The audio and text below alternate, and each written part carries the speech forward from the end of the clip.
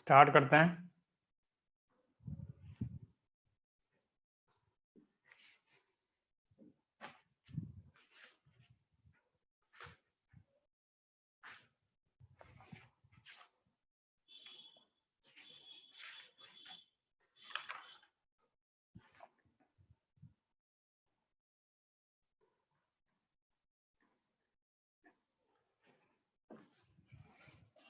Problem note करेंगे।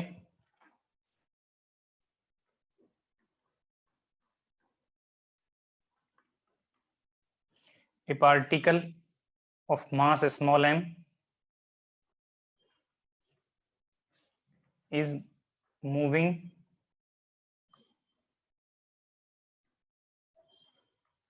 freely inside a one-dimensional infinite potential well.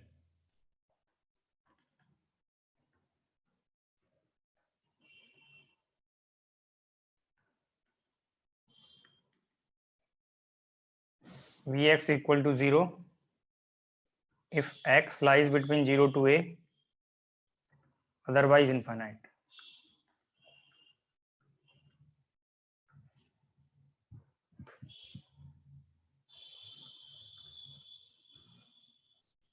The particle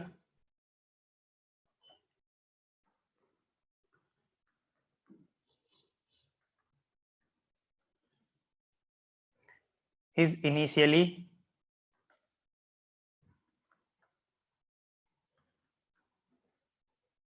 in ground state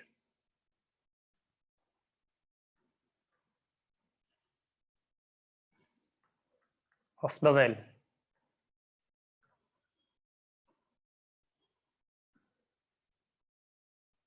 and if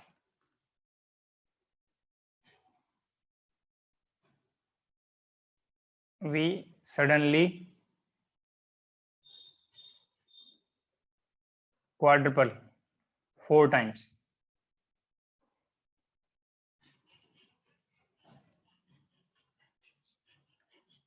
the size of the well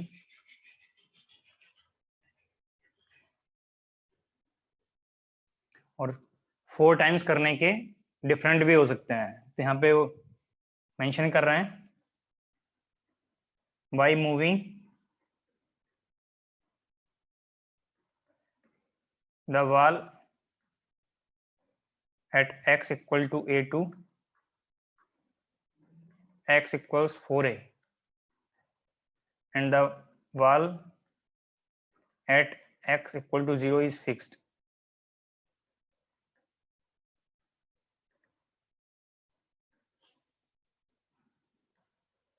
तो कैसे 4 times किया है वो आपको यहाँ पे मेंशन कर दिया।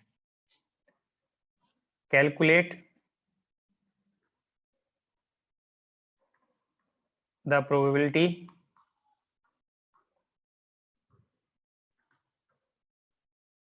of finding the particle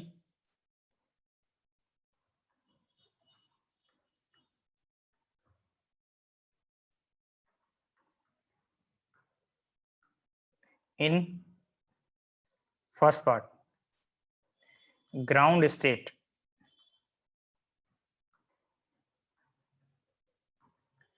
of new potential well, जब साइज को 4 टाइम्स कर रहे हैं, new potential well. Second part in first excited state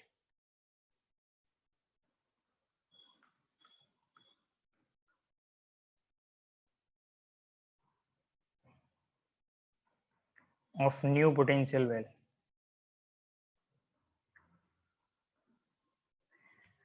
problem में 2 पार्ट हैं। पोटेंशियल का डेफिनेशन दिया था, तो साइज चेंज करने से पहले सिस्टम की स्टेट क्या है, उसकी एनर्जी क्या है, वो उसका आपको आइडिया है। और जैसे ही साइज चेंज करेंगे तो पोटेंशियल के फॉर्म में चेंज नहीं हुआ, पोटेंशियल का सिर्फ जो बाउंड्रीज हैं वो चेंज कर रहे हैं। अभी भी साइज चेंज करने के बाद भी पोटेंशियल वेल फॉर्म ही है। तो जो वेव फंक्शन का फॉर्म होगा वो सिमिलर ही रहेगा, ओनली वहां पे विड्थ मॉडिफाई होने से विड्थ फैक्टर में आप रिप्लेसमेंट कर लेंगे। तो साइज चेंज करने से पहले जो वेव फंक्शंस हैं वो आपको यहाँ पे प्रॉब्लम में गिवन पोटेंशियल जो 0 to a के लिए था, जो ओल्ड पोटेंशियल है उसके लिए normalise form of wave function पता है और एनर्जी पता है। एक बार प्रीवियस स्लाइड में करना।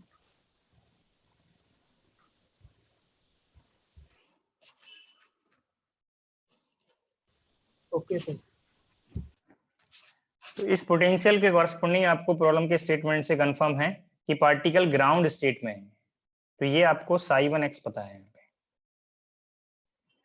पे square root 2/a sin pi x by a inside the well,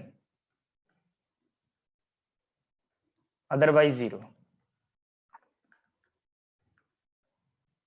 system की एनर्जी भी पता है, पाई square h cross square by twice ma²। अब साइज को चेंज करेंगे तो न्यू पोटेंशियल मैंने v डैश x रिप्रेजेंट कर दिया, और न्यू पोटेंशियल फॉर्म साइज को 4 टाइम्स कर रहा है। यहाँ पे विड्थ a था, अब की बार विड्थ 4a होना है, और 4a होने का वहां पे वे स्पेसिफाई किया हुआ है कि राइट हैंड जो आपका x इक्वल टू 0 वाली वाल है वो फिक्स है, ओनली राइट हैंड साइड वाली वाल को a को 4a कर रहे हैं। बट जैसे ही आप साइज को चेंज करेंगे एनर्जी पे मॉडिफिकेशन हो जाएगा, क्योंकि एनर्जी विड्थ डिपेंडेंट है।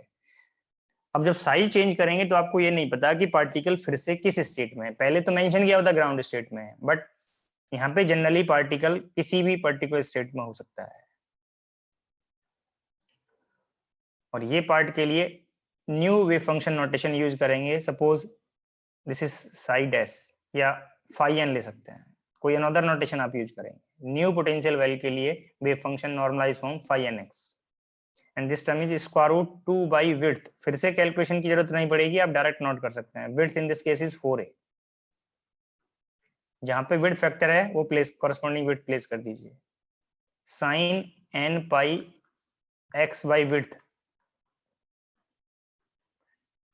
इनसाइड द वेल, और इनसाइड द वेल लिमिट क्या है न्यू पोटेंशियल के लिए 0 to 4a, अदरवाइज 0। तो आपको ये ओल्ड और न्यू वेव फंक्शंस पता चल गए। अब जब अपने साइज को चेंज किया था तो इनिशियल स्टेट था psi1, बट साइज चेंज करके आपको पोटेंशियल चेंज किया तो इन फाई एन एक्स में से किसी भी स्टेट में पार्टिकल हो सकता है। तो इसको psi1 को फाई एन के सुपरपोजिशन के टर्म्स में नोट करेंगे। कब किसका सुपरपोजिशन नोट करना है वो क्वेश्चन पर डिपेंड करेगा। और सुपरपोजिशन कब करते हैं जब आपको स्टेट का आइडिया ना हो कि n1 है 2 है 3 है, तो जितनी पॉसिबल स्टेट्स हैं उनका सुपरपोजिशन करते हैं। तो अगर यहाँ पे psi1 का सुपरपोजिशन करते तो आपको कोई बेनिफिट नहीं मिलता, क्योंकि सिंगल स्टेट है, यहाँ श्योरली ग्राउंड स्टेट था, बट यहाँ पे पार्टिकल किसी भी स्टेट में हो सकता है, ठीक है, इसलिए यहाँ पे सुपरपोजिशन लिखेंगे। तो ये c1 phi1 c2 phi2 c3 phi3 like this आपको सुपरपोजिंग टर्म्स मिलेंगे cn phi n। अब आपको ये फॉर्म पे बेस्ड क्वेश्चन पहले डिस्कस किए हुए हैं। अगर आपको किसी पर्टिकुलर स्टेट की प्रोबेबिलिटी फाइंड करना है, और प्रोबेबिलिटी फाइंड करने के लिए आपको कॉरस्पॉन्डिंग कोफिशिएंट रिक्वायर्ड होगा। अगर आपको phi1 की प्रोबेबिलिटी निकालना है, ग्राउंड स्टेट के लिए phi1 के कॉरस्पॉन्डिंग प्रोबेबिलिटी निकालेंगे तो आपको c1 चाहिए, और phi2 फर्स्ट एक्सेस स्टेट की प्रोबेबिलिटी फाइंड करेंगे तो आपको c2 चाहिए। इनके मॉड स्क्वायर से आप प्रोबेबिलिटीज निकालेंगे। तो अगर nth स्टेट में प्रोबेबिलिटी फाइंड करना होता है तो आपको कोफिशिएंट चाहिए cn, जिसको आपको ब्रैकेट से भी बताया था। अगर आप यहाँ पे कंपेयर करें तो phi n के कॉम्प्लेक्स कंजुगेट से मल्टीप्लाई करें और ऑल स्पेस पे इंटीग्रल कर दें। ये आपको पोस्टलेट में ये फॉर्म बताए हुए हैं, integration over all space, one dimension में minus infinity to plus infinity. तो ये psi1 है, ये पार्ट psi1, और ये phi n में आप प्रोबेबिलिटी निकाल मेजर कर रहे हैं psi1 में, और phi n की प्रोबेबिलिटी कैलकुलेट कर रहे हैं। तो यहाँ से cn कोफिशिएंट फाइंड हो गया, और प्रोबेबिलिटी फाइंड करने के लिए आप cn मॉड स्क्वायर करेंगे। तो ये स्टेप आपको पहले प्रॉब्लम में पोस्टुलेट्स तक जब आपने प्रॉब्लम सॉल्व किया था, लास्ट सम प्रॉब्लम्स आपने फाइंड किया एनर्जी की प्रोबेबिलिटी के लिए, तो ये सुपरपोजिशन का डायरेक्ट और इनडायरेक्ट हिंट था। आपको अब यहाँ पे ये पोटेंशियल के साइज चेंज करने से या पोटेंशियल पे कुछ एक्स्ट्रा कंडीशंस इंपोज कर रहे हैं, उनसे आपको वेव फंक्शन समटाइम कंडीशन दिया होगा, समटाइम वेव फंक्शन गिवन हो। तो जब भी आपको लाइक दिस सिचुएशन हो, आप प्रोबेबिलिटी के लिए स्टेप लाइक दिस फॉलो करेंगे। पहले कोफिशिएंट निकालेंगे, फिर मॉड स्क्वायर करेंगे। तो यहाँ पे फर्स्ट पार्ट में आपको फाइंड करना है probability of ground state. Probability of ground state calculation के लिए आपको φ1 की प्रोबेबिलिटी कैलकुलेट करने के लिए C1 चाहिए। तो n को यहाँ पे मैंने 1 कर दिया। And this sum is integration -∞ to +∞ φ1 star ψ1 dx। अब वेव फंक्शन की डेफिनेशन के कॉरस्पॉन्डिंग देखो ये स्टेप इंपॉर्टेंट है। अब φ1 ψ1 का प्रोडक्ट जहां नॉन जीरो होगा वहां पे लिमिट टर्मिनेट हो जाएगा, वहां पे लिमिट कंट्रीब्यूशन प्रेजेंट रहेगा, बाकी एक्सक्लूड हो जाएगा। अब आप चेक कर सकते हैं, मैं -∞ टू 0, -∞ टू 0, आप चेक करिए -∞ टू 0 यहाँ पे अदरवाइज लिमिट में इंक्लूड होगा। दोनों वेव फंक्शन जीरो हैं, φ1 भी और ψ1 भी, दोनों जीरो हैं तो प्रोडक्ट भी जीरो बन गया। तो integrand zero, contribution zero. 0 to a पे आइए,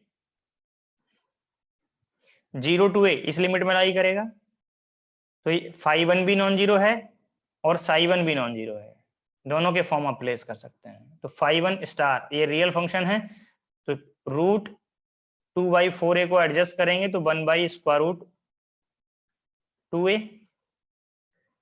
साइन पाई x/2a, ये φ1 की फॉर्म नोट कर दी। ψ1 that is √2/a sine pi, ये यहाँ पे मिस्टेक हुआ 4a, ये 4a है, साइन पाई x/a, ये ψ1 की फॉर्म होगी dx। अब a टू 4a में चेक करिए, φ1 तो नॉन जीरो है बट ψ1 जीरो है। a टू 4a इस लिमिट में लाई किया है यहाँ पे इस पार्ट के लिए, तो ये φ1 तो नॉन जीरो है बट इस लिमिट में ये ψ1 जीरो है। बट यहाँ पे चेक करिए दोनों का प्रोडक्ट था, कोई एक फंक्शन भी जीरो हो जाएगा तो इंटीग्रेंड जीरो बन जाएगा, और इंटीग्रेंड जीरो तो इंटीग्रल वैल्यू जीरो बनेगा डेफिनेट इंटीग्रल में। अब 4a टू इन्फिनिटी, फिर से दोनों वेव फंक्शन जीरो हैं, प्रोडक्ट जीरो बनेगा। तो बहुत इजी वे है, जब जो ऑल स्पेस लिमिट था वो दैट रीजन में कन्वर्ट हो जाएगा, दैट लिमिट में कन्वर्ट हो जाएगा जहां पे दोनों फंक्शन का प्रोडक्ट नॉन जीरो बनेगा। तो आप चेक कर लीजिए 0 टू a के लिए दोनों वेव फंक्शन नॉन जीरो हैं, बाकी रीजन के लिए कोई एक वेव फंक्शन या दोनों वेव फंक्शन जीरो बन जाएंगे तो प्रोडक्ट वैल्यू जीरो बन जाएगा। अब ये √2 एडजस्ट हो गया, 1/√a 1/√a 1/a sine pi x/4a multiplied by sine pi x/a dx। तो कोफिशिएंट निकालने के लिए आपको ये इंटीग्रल फॉर्म फाइंड करना है, और ये इंटीग्रल फॉर्म फाइंड करने के लिए 2 से मल्टीप्लाई कर दिए, 2 से डिवाइड कर दिया, और 2 से जो मल्टीप्लाई किया उसमें 2 sin a sin b का एक्सप्रेशन अप्लाई किया, cos a minus b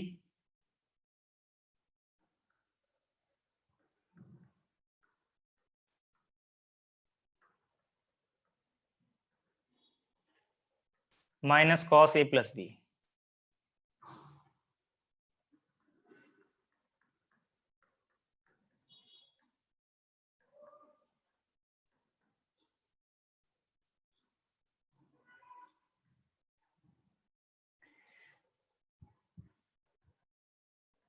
one by two A S such first term का इंटीग्रल करेंगे तो ये cos minus theta plus cos theta note कर सकते थे, तो इसको जो a माइनस बी लिखा है इसको b माइनस ए बी आप लिख सकते थे। तो cos पाई माइनस पाई/4 x/a divided by pi minus pi by 4 1 by a, limit 0 to a, sorry sine, integral करेंगे तो साइन बन जाए।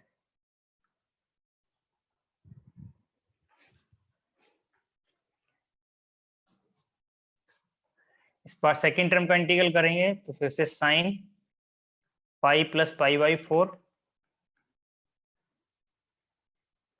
X by a divided by pi plus pi by 4 1 by a, limit 0 to a. अब इसको simplify कर लीजिए, limit value place कर लीजिए, आपको कोफिशिएंट का आइडिया मिल जाएगा।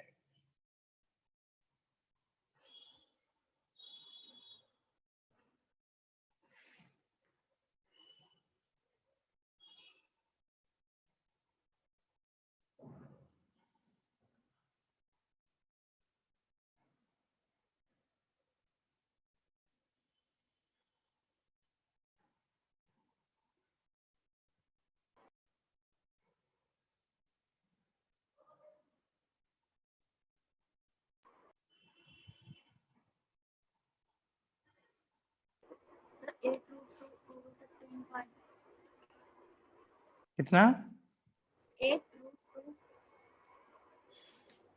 भाई?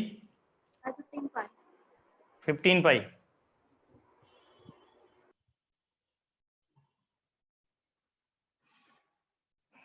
चेक करिए, ये ए 1 बाई ए डिनोमिनेटर में कॉमन लेंगे या न्यूमरेटर में ये कॉमन लेंगे तो ये कैंसिल आउट हो जाएगा। ये साइन पाई, जब एक्स को आपने ए प्लेस किया तो sine pi minus pi by 4 बनेगा, और sine pi minus theta sine theta. ये टर्म को कंपेयर करिए, this term is 4 pi minus pi, that is 3 pi by 4 minus x को आपने यहाँ पे ए प्लेस किया तो sign pi plus pi by 4 that is minus sine pi by 4, और माइनस पहले से प्रेजेंट है, और ये सिंप्लीफाई किया तो 5 पाई बाई 4, तो 4 अपॉन पाई कॉमन लिया, 1 बाई 2 पहले से प्रेजेंट है, साइन पाई बाई 4 कॉमन लिया, दैट इज 1 बाई रूट 2, और ये वैल्यू 1 बाई 3 प्लस 1 बाई 5, ये 2 टाइम एडजस्ट हो गया, 2 बाई पाई रूट 2, और जब ये सिंप्लीफाई करेंगे एलसीएम लेंगे तो 15 बनेगा, और ये ऐड होके 8 बन जाएगा। अब रूट 2 से मल्टीप्लाई कर दीजिए और रूट 2 से डिवाइड कर दीजिए, तो ये आपको कोफिशिएंट पता चल जाएगा। रूट 2 से मल्टीप्लाई किया तो रूट 2 न्यूमरेटर में मल्टीप्लाई हो गया, डिनोमिनेटर हो गया, रूट 2 बन गया, इस 2 को एडजस्ट कर देगा तो 8 रूट 2 बाई 15 पाई बनेगा। 8 रूट 2 बाई 15 पाई, ये C1 वैल्यू आपको फाइंड हो गया। ग्राउंड स्टेट की प्रोबेबिलिटी के लिए C1 मॉड स्क्वायर करना है, तो 8 root 2 by 15 pi mod square, तो सिंपल स्क्वायर हो गया, यहाँ पे ऑल टर्म रियल हैं, तो 64 8 के स्क्वायर से मिलेगा, और रूट 2 से स्क्वायर किया तो 2 टाइम्स, तो 128, 15 का स्क्वायर 225 पाई स्क्वायर, ये प्रोबेबिलिटी बनेगा। और जब आप पाई की न्यूमेरिकल वैल्यू 3.14 प्लेस करके इसको एडजस्ट करेंगे तो 5.8% बनेगा, और परसेंट के लिए आप यहाँ पे कंपेयर कर सकते हैं कि आंसर मैच करता है कि नहीं करता है।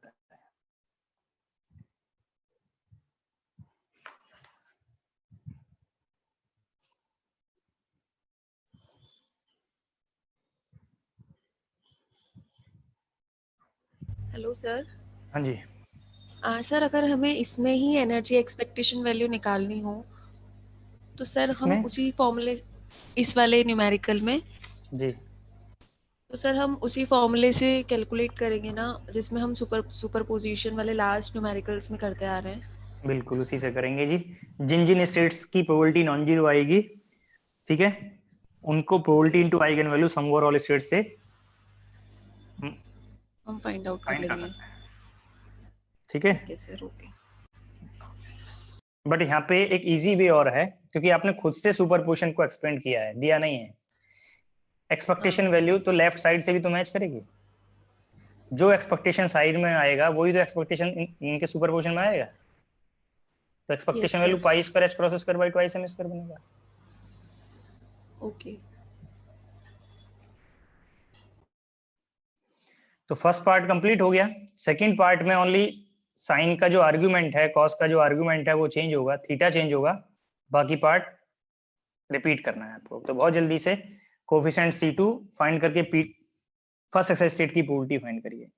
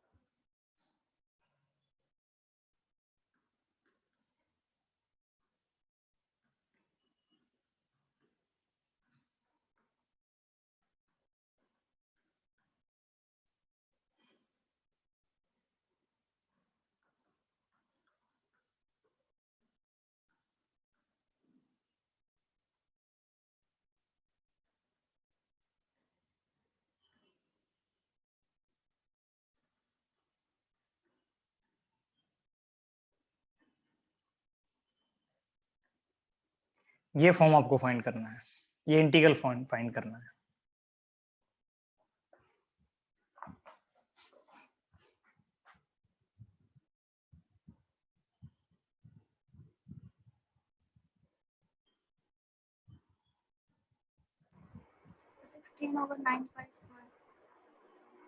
कोफिशिएंट,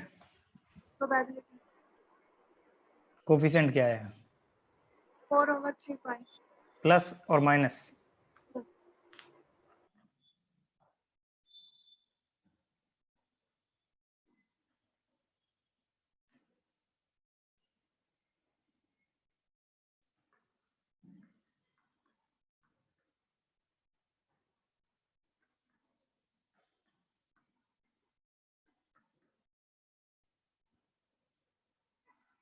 नियरली 18% बनेगा। दोनों प्रोबेबिलिटी को एक बार कंपेयर करिए, अभी और भी स्टेट्स कंट्रीब्यूट करेंगे यहाँ पे, क्योंकि दोनों की प्रोबेबिलिटी का सम 1 नहीं आया। पहले पार्टिकल ग्राउंड स्टेट में था तो ग्राउंड स्टेट की प्रोबेबिलिटी कम है, फर्स्ट स्टेट की ज्यादा है, 18%, 5.8 के रेस्पेक्ट में 18% ज्यादा है। अब ऐसी तरह से आप थर्ड फोर्थ और स्टेट्स की प्रोबेबिलिटी भी निकाल सकते थे। बट अगर कोई एक प्रोबेबिलिटी 100% आ जाता, या जो सम है वो 100% आ जाता, तो बाकी सारी प्रोबेबिलिटीज फिर जीरो हो जाती है। जैसे 2 स्टेट्स लाइक दिस होते हैं यहाँ पे कि प्रोबेबिलिटी सम होकर 1 आ जाता है, तो फिर हायर स्टेट्स के लिए प्रोबेबिलिटी जीरो बन जाता है। तो कंसेप्चुअल अप्रोच भी थोड़ा अप्लाई करेंगे। तो कोई डाउट तो नहीं किसी को प्रॉब्लम इस पर्टिकुलर प्रॉब्लम में? अगर कोई डाउट है तो अभी पूछ सकते हैं, लिमिट को ओपन करने में डाउट हो, या कैसे सुपरपोजिशन लिखा है, उसका रीजन क्या है, ये सब पॉइंट्स पे डाउट नहीं होना चाहिए।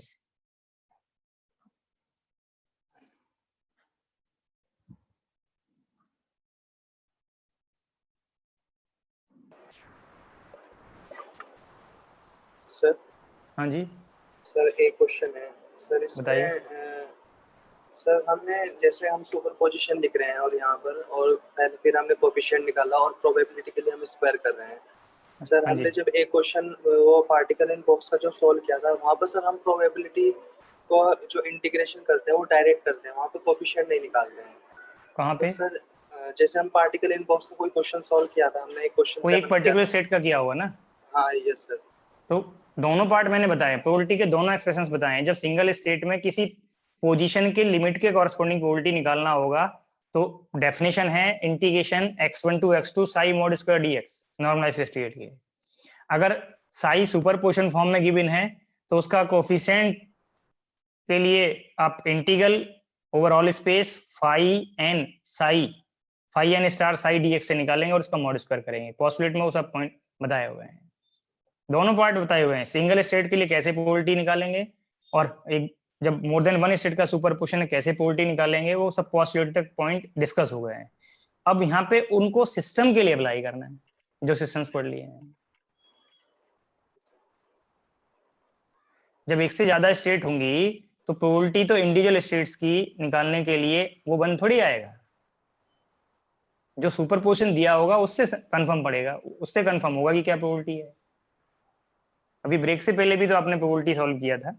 यस सर, वही ना कि प्रोबेबिलिटी तब हम जब सॉल्व कर रहे थे तो वो डायरेक्ट इंटीग्रेशन करके सॉल्व कर लिया, और यहाँ पे डायरेक्ट इंटीग्रेशन नहीं किया, डायरेक्ट इंटीग्रेशन तो यहाँ पे कर रहे हैं, वहां पे तो हमने मॉड स्क्वायर कर दिया था। मॉड स्क्वायर इसलिए कर दिया क्योंकि वहां पे कोफिशिएंट्स नोन थे, यहाँ पे कोफिशिएंट्स अभी अननोन है तो निकालने पड़ेंगे। अगर नोन होते तो ऐसे मॉड स्क्वायर कर लेते। ठीक है सर, नहीं क्लियर हुआ? ठीक है सर, हो गया। अगर ये सुपरपोजिशन आपको लाइक दिस दिया होता 1/√2 साई 1 या फाई 1 और यहाँ पे नेक्स्ट 1/2 फाई 2, ऐसे ही सुपरपोजिशन फॉर्म दिया होता तो यहाँ पे C1 C2 C3 ये नोन है। जब नोन है तो फर्स्ट स्टेट की प्रोबेबिलिटी अगर हमें निकालना होता तो अगर ये नॉर्मलाइज है तो 1/√2 का मॉड स्क्वायर बन जाता, तब ये 1/2 आ जाता, तो इंटीग्रल की जरूरत नहीं थी यहाँ पे। बट यहाँ पे जो हमने सुपरपोजिशन लिखा है वो गिवन नहीं है, वो कोफिशिएंट्स अननोन है। जब अननोन है तो कोफिशिएंट्स फाइंड करने पड़ेंगे ना। डेफिनेशन तो अभी भी मैंने सेम लगाया C1 mod square, but C1 को कैलकुलेट करने के लिए इंटीग्रल करना पड़ा। ठीक है, साइबन को सुपरपोजिशन फॉर्म में कैसे लिखेंगे एक बार और बता दीजिए।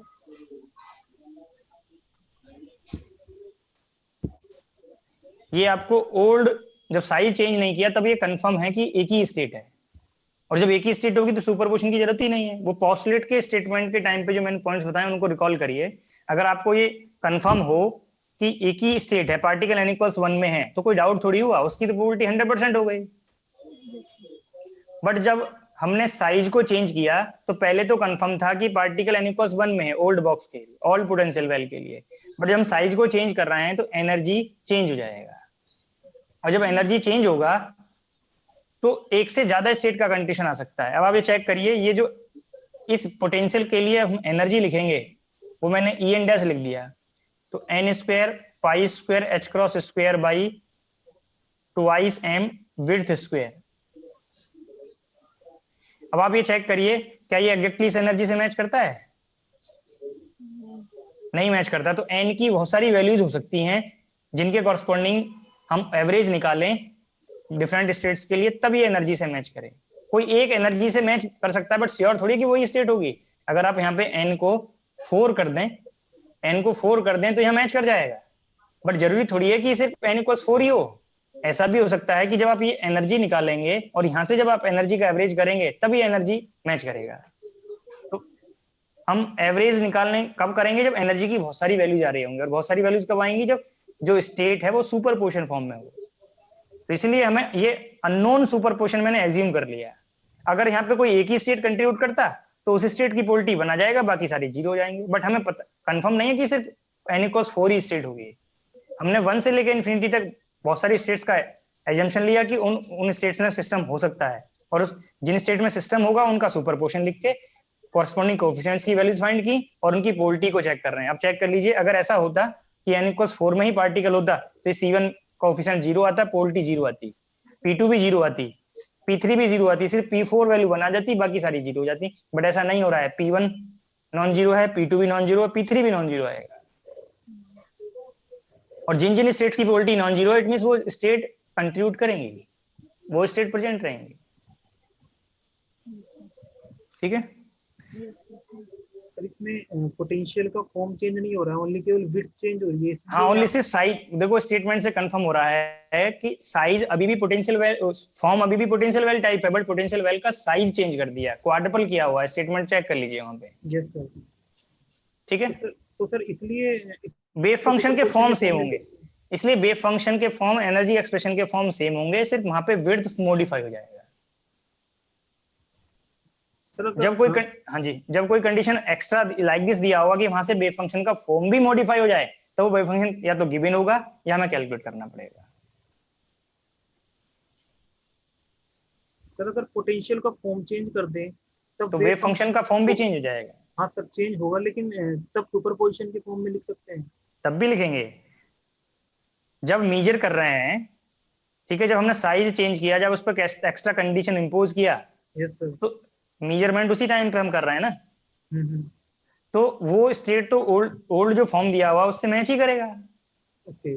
अब जो स्टेट गिवन जिसमें हम मेजर कर रहे हैं, हम प्रोबेबिलिटी जब निकालते थे सुपरपोजिशन फॉर्म से, तो हमें पता है कि जिस स्टेट में मेजर कर रहे हैं वो मेजरिंग ऑपरेटर की आइगन स्टेट में एक्सपेंड होना चाहिए। ऐसे ही हम प्रोबेबिलिटी मेजर कर रहे हैं, तो जो जब नए कंडीशन में हम प्रोबेबिलिटी निकाल रहे हैं तो उनके सुपरपोजिशन में पता होना चाहिए। कभी ओल्ड के लिए सुपरपोजिशन करना पड़ेगा, कभी न्यू के लिए करना पड़ेगा, वो प्रॉब्लम के स्टेटमेंट से पता चल जाएगा। जिसमें प्रोबेबिलिटी निकालनी है उसका सुपरपोजिशन कर लीजिए, बहुत इजी वे है।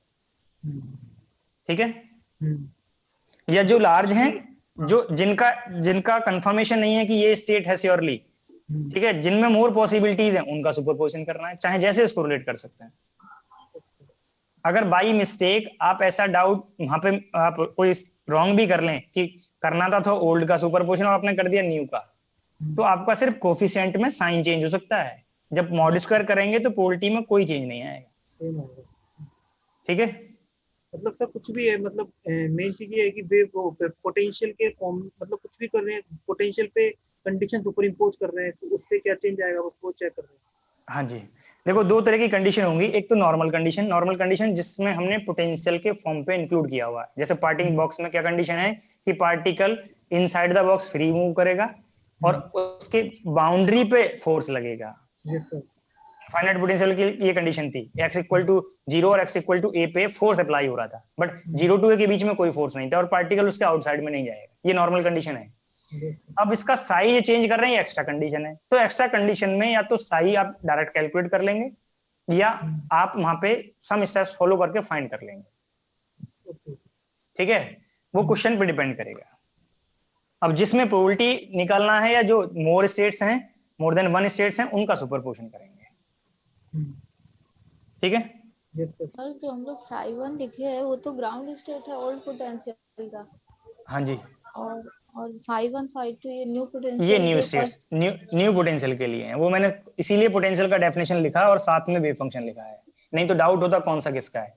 ये साइज करने से पहले की सिचुएशन है, ये साइज चेंज करने के बाद है। ठीक है, इक्वल होंगे सर, मतलब न्यू पोटेंशियल के फर्स्ट एक्साइटेड सेकंड एक्साइटेड का जो सम है, मतलब वो ओल्ड। अच्छा ये बताइए, जब कंजर्वेटिव फोर्स लेते हैं तो एनर्जी सिस्टम की कंजर्व रहती है या नहीं?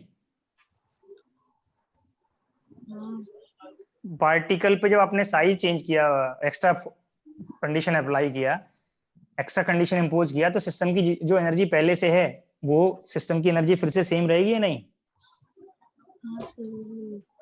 जब सेम रहेगी तो वही पार्ट को मैंने यहाँ पे यूज किया है कि इवन एक्सपेक्टेशन जो पहले था वो फिर से न्यू पोटेंशियल की एनर्जी एक्सपेक्टेशन से मैच करेगा। इस psi1 में जो एनर्जी है वो इवन, वो पाई square h cross square by twice m square हो गई। नेक्स्ट के लिए इवन डैश, क्योंकि एक से ज्यादा स्टेट की पॉसिबिलिटी है इसलिए वो सुपरपोजिशन में लिख दिया। अब चाहे राइट साइड से एक्सपेक्टेशन निकालिए चाहे लेफ्ट से निकालिए, दोनों सेम आएंगे। ठीक है, डिफरेंट वे हैं इसको रिलेट करने के। Sir probability at finding the particular new potential पूछा है, बट हम यहाँ इंटीग्रेशन लिमिट 0 to a क्यों ले रहे हैं, 0 to 4a क्यों नहीं? मैंने डायरेक्ट तो नहीं लिखा ना, मैंने तो इस एक्सप्रेशन में, इस डेफिनेशन में, कॉस्ट रेट में ये minus infinity to plus infinity बताया है। बट 0 to a के लिए इंटीग्रेशन क्या है, 0 to 4a 0 लिखा है। पूरी बात सुन लीजिए। अब हम अगर आप इस क्वेश्चन को यहाँ से स्टार्ट कर रहे हैं कि 0 to a लिखना है तो डाउट होना चाहिए था, बट मैंने यहाँ से स्टार्ट नहीं किया। मैंने स्टार्ट किया minus infinity to plus infinity, फिर इन psi1 की वैल्यू रख दीजिए उस लिमिट के कॉरस्पॉन्डिंग। तो ये phi1 psi1 जहां पे जीरो नॉन जीरो होंगे वही तो इंटीग्रल में कंट्रीब्यूट करेगा, बाकी तो सब जीरो हो जाएगा, और वो ओपन करके बताया है मैंने यहाँ पे। अब phi1 psi1 कोई आपको अपनी चॉइस से नहीं लेने, ये आप देखिए यहाँ पे डेफिनेशन डिफाइंड किए हुए हैं, phi1 और psi1 यहाँ डिफाइंड किए हुए हैं। phi1 psi1 का प्रोडक्ट कहाँ पे नॉन जीरो आप बता दीजिए इन डेफिनेशन से। 0 to a पे दिया 0 है। to a के लिए तो वही रिजल्ट कंट्रीब्यूट करेगा इंटीग्रल में, बाकी सारे जहां पे कोई एक फंक्शन या दोनों फंक्शन जीरो हो जाएंगे तो प्रोडक्ट ऑटोमेटिकली जीरो हो गया, ओके सर, और इंटीग्रेंड जीरो होने से डेफिनेट इंटीग्रल का कंडीशन जीरो हो गया। ओके सर, वो स्टेटमेंट मैंने बोला था, ओके सर, इसीलिए ये स्टेप मैंने एक्स्ट्रा यहाँ पे शो किया है। सम स्टूडेंट्स को जिनको ये आता है तो उनको कई बार ये लगता होगा कि सर अननेसेसरी के स्टेप्स फॉलो करते हैं, या हमें ये क्वेश्चन आता था सर रिपीट कर रहे हैं। ठीक है, मुझे ये कंफर्म है कि आपकी जो क्लास की स्ट्रेंथ है उसमें 25% स्टूडेंट को स्टेप आते होंगे, बाकी को नहीं आते तो वो फिर से पूछेंगे। इसलिए मेरे लिए इजी क्या है कि मैं उसको फिर से, जब आपसे ट्राई करने के लिए बोला, आप कुछ स्टूडेंट्स ने वो कंप्लीट कर लिया, मैं साथ के साथ उसको एक्सप्लेन कर देता हूँ, जिससे आप बार बार ग्रुप में ना पूछ पाए। सर एग्जाम में स्टेप स्किप करने के लिए हम डायरेक्ट 0 to a मैंने मींस ओल्ड पोटेंशियल का इंटीग्रेशन ले सकते नहीं, हैं। कई बार कुछ और पॉसिबिलिटी हो सकती है, उसको मेमोराइज नहीं करिए। इजी वे क्या है कि आप देखिए, जो यहाँ पे कोफिशिएंट के लिए डेफिनेशन है, जैसे यहाँ पे था phi1 स्टार psi1 का प्रोडक्ट का इंटीग्रल करना है, ये देखिए ये कहाँ पे नॉन जीरो है, उस लिमिट पे इंटीग्रल करना है, जैसे ये चेक करिए वहां पे, Yes, sir. क्योंकि हो सकता है कि किसी और प्रॉब्लम में 0 to a ना हो के 0 to 2a के लिए नॉन जीरो बने। Minus infinity to plus infinity लेके चेक करना है। हाँ जी, अब ये उसमें चेक करें, अगर wave function region wise defined है जीरो और नॉन जीरो, तो जहां दोनों फंक्शन नॉन जीरो होंगे उस रीजन में प्रोडक्ट नॉन जीरो आएगा और वही रिजल्ट कंट्रीब्यूट करेगा। ओके सर, ठीक है, thank you. Next problem, page number, exam की प्रॉब्लम के लिए मैंने ये प्रॉब्लम नोट कराया था, सिमिलर प्रॉब्लम पूछे गए हैं। पेज नंबर 42 पे प्रॉब्लम नंबर 2 का स्टेटमेंट रीड करिए और ट्राई करिए। Page number 42 problem number 2।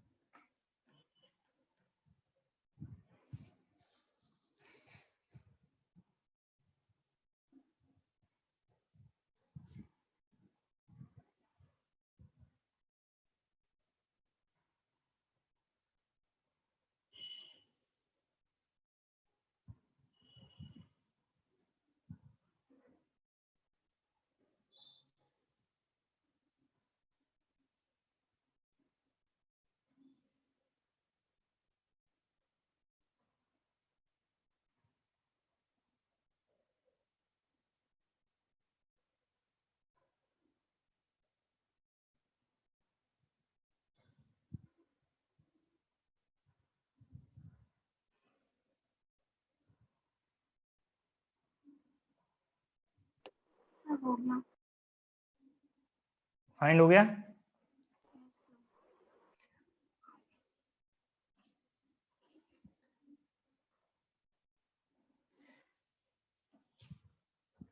Problem में एक माइनर चेंज है, मैंने जो प्रॉब्लम नोट कराया वो अनसिमेट्रिक पोटेंशियल वेल के लिए था और साइज को 4 टाइम्स कर रहे थे, यहाँ पे साइज को डबल कर रहे हैं। और क्वेश्चन की डेफिनेशन के कॉरस्पॉन्डिंग चेक करेंगे, स्टेटमेंट के कॉरस्पॉन्डिंग जो पोटेंशियल है वो सिमेट्रिक है या अनसिमेट्रिक है। कभी आप फिर से अनसिमेट्रिक वाले स्टेप्स फॉलो कर दें और यहाँ पे बाई चांस आंसर मैच कर जाए, और जरूरी नहीं कि एग्जाम में वो फिर मैच करे। A particle of mass m is confined in a one dimensional infinite well extending from -L/2 to +L/2। तो ओल्ड पोटेंशियल के लिए आपको डेफिनेशन दिया है -L/2 टू +L/2 पोटेंशियल 0 है और उसके आउटसाइड में पोटेंशियल इनफाइनाइट है। तो ये आप कंपेयर करिए, डेफिनेशन है सिमेट्रिक पोटेंशियल वेल का। और सिमेट्रिक पोटेंशियल वेल के लिए स्टेटमेंट चेक करिए, आपको मेंशन वेव फंक्शन भी दिया है, आगे कंटिन्यू करें। The particle is in its ground state, और ground state wave function notation यहाँ पे ψ0 दिया हुआ है, जो आपको मैंने ψ1 बताया था, बट फॉर्म को कंपेयर करिए, वो फॉर्म सेम है। √2/L cos pi x/L। अभी थोड़ी देर के लिए नोटेशन को इग्नोर करिए, जस्ट ये पता है कि ग्राउंड स्टेट वेव फंक्शन है, ठीक है, वो फॉर्म आपको यहाँ पे मैच करता है जो मैंने ग्राउंड स्टेट के लिए बताया हुआ है। फिर नोटेशन को भी मैं अभी इंटरप्रेट करूंगा इस प्रॉब्लम कंप्लीट करने के बाद। ये आपको नॉर्मलाइज फॉर्म दिया हुआ है इस पर्टिकुलर पोटेंशियल फॉर्म के लिए। स्टेटमेंट आगे कंटिन्यू करते हैं। The walls of the box are moved suddenly to form a box extending from -L to +L। फिर से पोटेंशियल सिमेट्रिक है और उसका साइज डबल कर रहे हैं।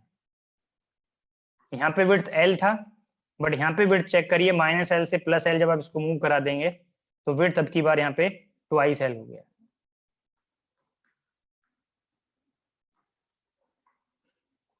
बट आपको अब ये नहीं पता कि साइज चेंज करके पार्टिकल किस स्टेट में है, तो यहाँ पे nth स्टेट का वेव फंक्शन फॉर्म नोट करेंगे, normalise form, that is √2 by width cos pi n pi x by width and 0। और ये cos भी हो सकता है और sin भी हो सकता है क्वेश्चन के अकॉर्डिंग, ये आपको पहले बताए हुए हैं। बट अभी आगे जैसे ही कंटिन्यू करेंगे, देखो ये ऑल टाइम जरूरी नहीं कि आपको यहाँ पे जैसे मैं वेव फंक्शन नोट कर रहा हूँ ऐसे नोट करें। कोफिशिएंट में सिर्फ एक ही वेव फंक्शन का कंडीशन आता है, वो आप डायरेक्ट यूज कर सकते थे, बट हो सकता है कि सम स्टूडेंट को इसका रीजन नहीं क्लियर होता कि क्यों हम ऐसा कर रहे हैं, इसलिए मैंने सम प्रॉब्लम्स में इसको लाइक दिस नोट कर दिया है, अदरवाइज 0। ये आपको पहले फॉर्म बताए हुए हैं। ये न्यू पोटेंशियल के लिए v डैश नोटेशन और फंक्शन phi nx। अब आपको न्यू के लिए नहीं पता कि सिस्टम किस स्टेट में है, तो ओल्ड के लिए पता था, इस ओल्ड वाली स्टेट को न्यू के सुपरपोजिशन में आप नोट करेंगे। इसको जिस स्टेट की पोलरिटी पूछा है, what is the polarity that the particle will be in the ground state after this expansion. तो आपको ग्राउंड स्टेट के लिए जब ये नोटेशन आपने यहाँ पे यूज कर लिया, तो इसको एक्सपेंड कर सकते थे C0 यहाँ पे C1, मैंने यहाँ पे phi1 ले लिया n की, क्योंकि n की ये फॉर्म से नहीं कंफर्म होगा कि आपको कि phi0 नोटेशन लेना है, वो उसमें मॉडिफिकेशन करना पड़ेगा। मैंने ओल्ड के लिए ψ0 नोटेशन यूज कर लिया जो मैंने ψ1 बताया था, ठीक है, या इसी को लाइक दिस लिख सकते थे, ψ0 को ψ1 डैश। ओल्ड के लिए ये नोटेशन है जो क्वेश्चन में ψ0 दिया हुआ है, तो लाइक दिस आप एक्सपेंशन कर सकते हैं। बट जब आपको ग्राउंड स्टेट पोलरिटी फाइंड करना है तो न्यू फंक्शन के लिए phi1 है ग्राउंड स्टेट नोटेशन, और आपको C1 निकालना है, और C1 निकालने के लिए आपको ये इंटीग्रल फाइंड करना था phi1 star ψ0 dx, integration over all space. अब ये लिमिट क्वेश्चन के अकॉर्डिंग ब्रेक करेंगे तो नॉन जीरो कंट्रीब्यूशन सिर्फ -L/2 से +L/2 के लिए बचेगा, और ग्राउंड स्टेट के लिए न्यू फंक्शन भी cos बनेगा। इसलिए आपको ये बार बार लिखने की जरूरत नहीं है कि cos बनेगा sin बनेगा, बट मुझे ये एक्सप्लेन करना था, जिससे आप कोई डाउट पूछेंगे तो फिर मुझे नोट करना पड़ता है, इसलिए मैंने बता दिया। बाकी प्रॉब्लम में आप इस स्टेप से स्टार्ट कर सकते थे एग्जाम में। अब आपको ओल्ड बॉक्स के लिए और न्यू बॉक्स के लिए ग्राउंड स्टेट वेव फंक्शन दोनों ही cos होंगे। √2 by width, तो ये 1/L बन गया, cos pi x by 2l। Old box के लिए 1 by 2l 2 by square root l cos pi x by l dx। ये √2 by l minus l by 2 plus l by 2 cos A cos भी form बनेगा। इसको आप फिर से trigonometric function से सिंप्लीफाई करेंगे तो 1 बाई l, ये √2 भी ऐसा रखें, 2 से मल्टीप्लाई किया और 2 से डिवाइड किया तो integration minus l by 2 plus l by 2 cos pi minus pi by 2 x by l minus cos pi plus pi by 2 x by l।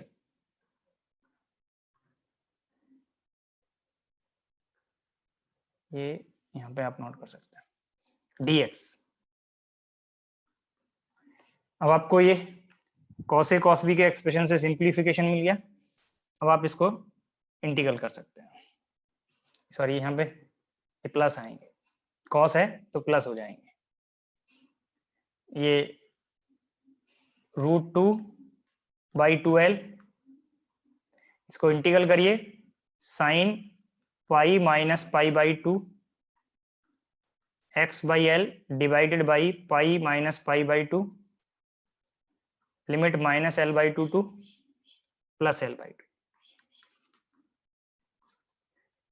Plus sign pi plus pi by 2 x by l divided by pi plus pi by 2 limit minus l by 2 two plus l by 2।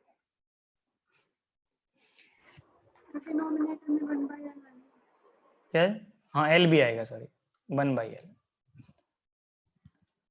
तो l cancel out हो जाएगा। ये x को जैसे ही आपने l by 2 place किया तो पाई minus pi by 2, तो ये एंगल को आप चेक कर सकते हैं, ये इनसाइड में 1 बाई 2 इंक्लूड कर लीजिए तो पाई माइनस पाई बाई 4 बनेगा। ऐसे ही आप लोअर लिमिट पे चेक कर सकते हैं तो माइनस थीटा पार्ट से अपर और लोअर लिमिट दोनों सेम कंट्रीब्यूट कर जाएंगे। पाई माइनस, जैसे जो साइन अपर लिमिट पे प्लस आया फिर माइनस है, फिर लोअर लिमिट पे फिर माइनस देगा तो माइनस माइनस प्लस होकर वो ऐड हो जाएगा। तो ऑल टर्म्स ये आपको यहाँ पे ऐड हो जाएंगे। जब ये वैल्यूज प्लेस करेंगे तो यहाँ पे 1 बाई √2 टर्म्स मिलेगा, इस √2 को एडजस्ट कर देगा। फिर ये पाई माइनस पाई बाई 2 और ये पाई प्लस पाई बाई 2, ये पाई बाई 2 बन गया और ये 3 पाई बाई 2 बन गया। तो इसको एडजस्ट करेंगे तो ये फॉर्म बनेगा 8/3 पाई, सारे टर्म्स को जब आप ऐड कर लेंगे तो कोफिशिएंट्स आपको फाइंड हो गया। अब प्रोबेबिलिटी निकालना है तो उसका मॉड स्क्वायर कर दीजिए तो प्रोबेबिलिटी बनेगा 8/3 पाई स्क्वायर, जो फर्स्ट ऑप्शन में प्रेजेंट है। तो प्रॉब्लम को आप कंपेयर करिए, अगर आपको कहीं डिफिकल्टी फेस हो रही है, अगर सुपरपोजिशन क्यों कर रहे हैं वो कंफर्म हो गया तो सिर्फ डिफिकल्टी फेस होगी इंटीग्रल सॉल्व करने में। और वो ये इंटीग्रल कहीं भी आता, जरूरी थोड़ी कि क्वांटम में डिफिकल्टी फेस हुई, ये इंटीग्रल कहीं भी आता आपको तब भी प्रॉब्लम फेस होता है। वो मैंने स्टार्टिंग में ही बोला था कि आपका इंटीग्रेशन और डिफरेंशिएशन मैथमेटिकल अप्रोच थोड़ा स्ट्रांग होगा तो क्वांटम मैकेनिक्स या कोई भी एग्जाम को क्वालिफाई करना आपको इजी रहेगा।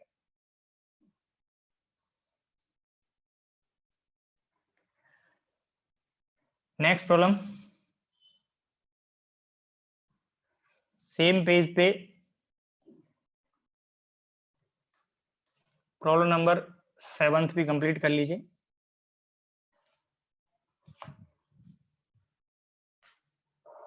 Page number 42, problem number 7।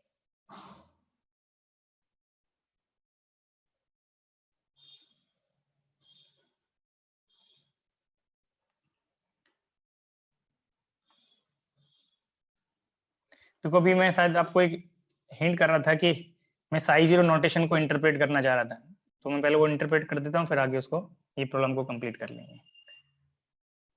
जो मैंने साई जीरो नोटेशन भी बताया कि ग्राउंड स्टेट के लिए यहाँ पे यूज किया है, तो वो कब हो सकता है एन नोटेशन में, तो मैं आपको डिस्कस कर रहा हूँ। फिर ये प्रॉब्लम कंप्लीट कर लेंगे। तो अभी आपको अनसिमेट्रिक पे जाइए या सिमेट्रिक पे जाइए, तो मैंने फॉर्म बताया था square root 2/L sin n pi x/L if x lies between 0 to L, otherwise 0। ये अनसिमेट्रिक के लिए वेव फंक्शन बताया था, और यहाँ पे हिंट किया कि n वैल्यू 1 से स्टार्ट होता है, 1 2 3 4, 0 कहीं वहां पे एक्सेप्टेबल नहीं था, वो आपको आर्टिकल में हिंट किया हुआ है कि ऑल स्पेस में वेव फंक्शन 0 बन जाएगा। और इसी के कॉरस्पॉन्डिंग एनर्जी एक्सप्रेशन भी बताया मैंने, n square pi square h cross square by 2ml square. But इसी फॉर्म को मैं लाइक दिस भी नोट कर सकता हूँ, स्क्वायर रूट 2/L साइन, जहां पे n है मैंने n+1 प्लेस कर दिया, पाई x/L and 0 inside the well, otherwise 0। Energy expression n square pi square h cross square, यहाँ पे कोई साइज चेंज नहीं किया है, जस्ट इसी फॉर्म को मैंने न्यू नोटेशन से रिप्रेजेंट कर दिया, और ये एनर्जी में n को n+1 कर दिया। तो इन दीज टू पार्ट में आप चेक कर सकते हैं कि n वैल्यू 0 ले सकते हैं। यहाँ पे n वैल्यू 0 लेने पे वेव फंक्शन ऑल स्पेस के लिए 0 नहीं बना, बट जैसे ही आपने कॉरस्पॉन्डिंग n के लिए कंपेरिजन किया दीज टू पार्ट में, n को यहाँ पे 1 प्लेस किया और n को यहाँ पे 0 प्लेस किया, दोनों फॉर्म सेम हो गए। तो जब n को 0 से स्टार्ट कर रहे होंगे पार्टिकल बॉक्स में, तो ये इसके आर्ग्यूमेंट में n+1 आएगा, एनर्जी में n+1 आएगा। अगर आप आर्ग्यूमेंट में n ले रहे हैं और एनर्जी में n स्क्वायर टर्म ले रहे हैं, तब n वैल्यू 1 से स्टार्ट होगा।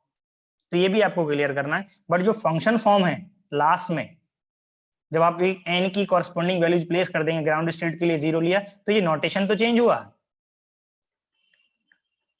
बट ये नोटेशन को चेक करिए फिर से, राइट साइड में जो फंक्शन है वो फिर से मैच कर गया जो आपने ग्राउंड स्टेट के लिए यूज किया था।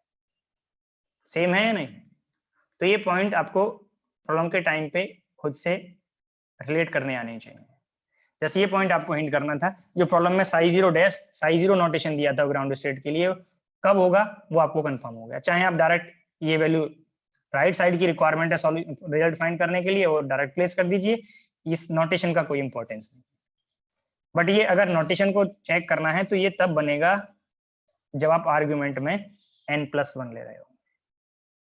अगर आप n ले रहे हैं तब ये फॉर्म बनेगा। But corresponding state, ground state, first excise state, second excise state, third excise state के लिए वेव फंक्शन और एनर्जी फॉर्म मैच करेंगे, वो आप कंपेयर कर सकते हैं।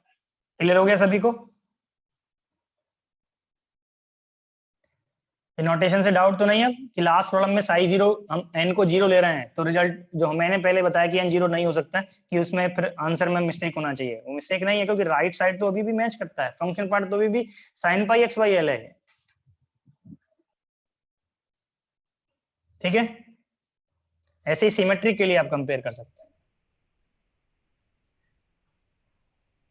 तो आगे कहीं ये सेम कंसेप्ट यूज होगा तो आप अप्लाई कर लेंगे, खुद से कंपेयर कर लेंगे इसको। 42 पे 7 डिस्कस करते हैं, जो आपको ट्राई करना था। An electron confined with in a thin layer of semiconductor may be treated as a free particle inside an infinitely deep one dimensional potential well।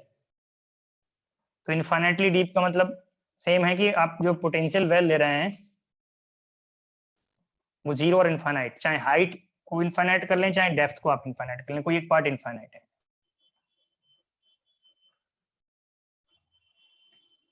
Similar form है। जस्ट डिफरेंस क्या है कि जब ऑब्जर्वर लोएस्ट फ्लोर पे है तब उसको height face होगा, जब ऑब्जर्वर हाईएस्ट फ्लोर पे है तब उसको डेप्थ फेस होगा पोटेंशियल वेल में।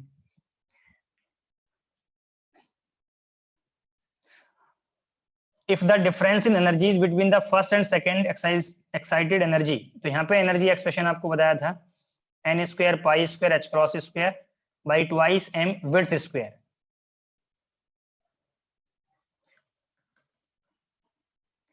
और सक्सेसिव एनर्जी लेवल डिफरेंस भी आपको बताया था, En+1 माइनस En, ये फॉर्म सब बताए हुए हैं। तो यहाँ पे आपको स्टेटमेंट में मेंशन है, if the difference in the energy between the first and second energy level, is delta E, that is E2 minus E1, और E2 माइनस E1 करेंगे तो यहाँ पे n की वैल्यू 2 और n की वैल्यू 1 प्लेस करके डिफरेंस ऑफ एनर्जी फाइंड करेंगे, तो 3 pi square h cross square by twice m, width और थिकनेस जो भी पार्ट आप वर्ड वहां पे यूज कर रहे हैं।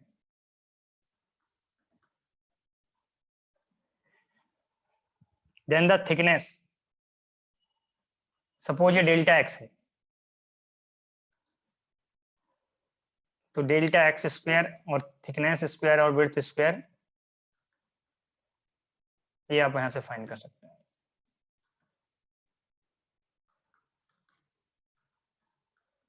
तो ये टर्म फाइंड करेंगे तो 3 pi square h cross square by twice m delta E, तो यहाँ पे थिकनेस आप फाइंड कर सकते हैं, square root of 3 pi square h cross square by twice m delta E, first option.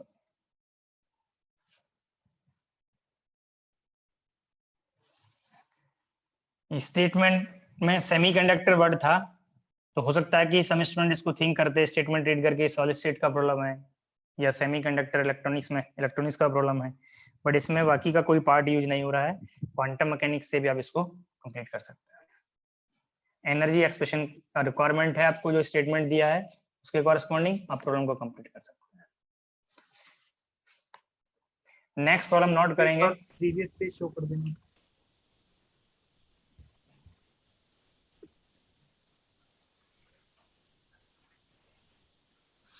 Okay sir. Next problem note करेंगे, a particle of mass small m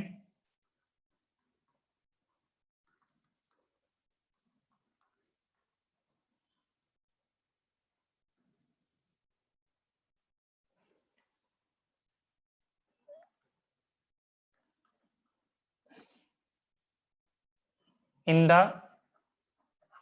one dimensional infinite potential well,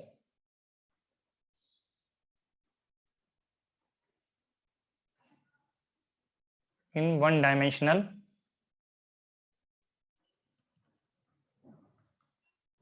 infinite potential well,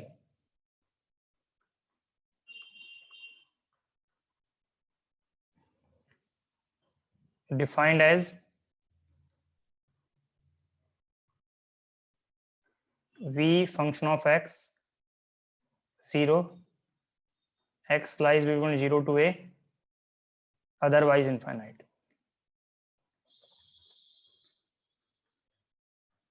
Starts out in the left half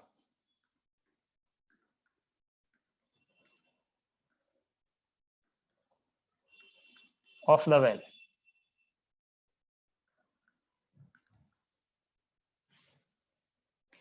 and is equally likely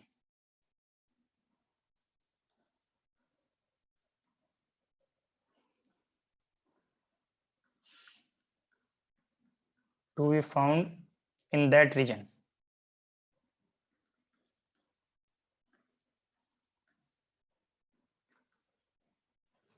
Equally likely to be found in that region. Calculate the probability of finding the particle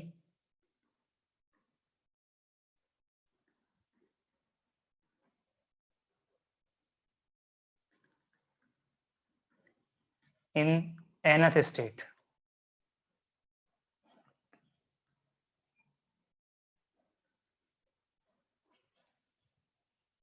Calculate the probability of finding the particle in nth state.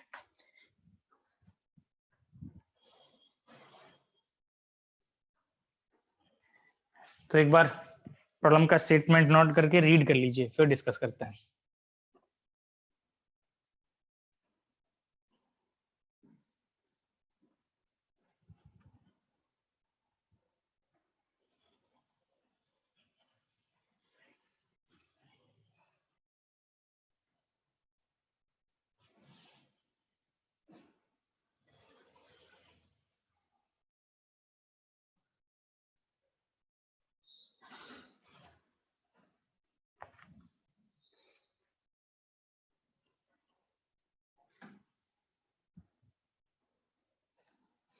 Statement read हो गया।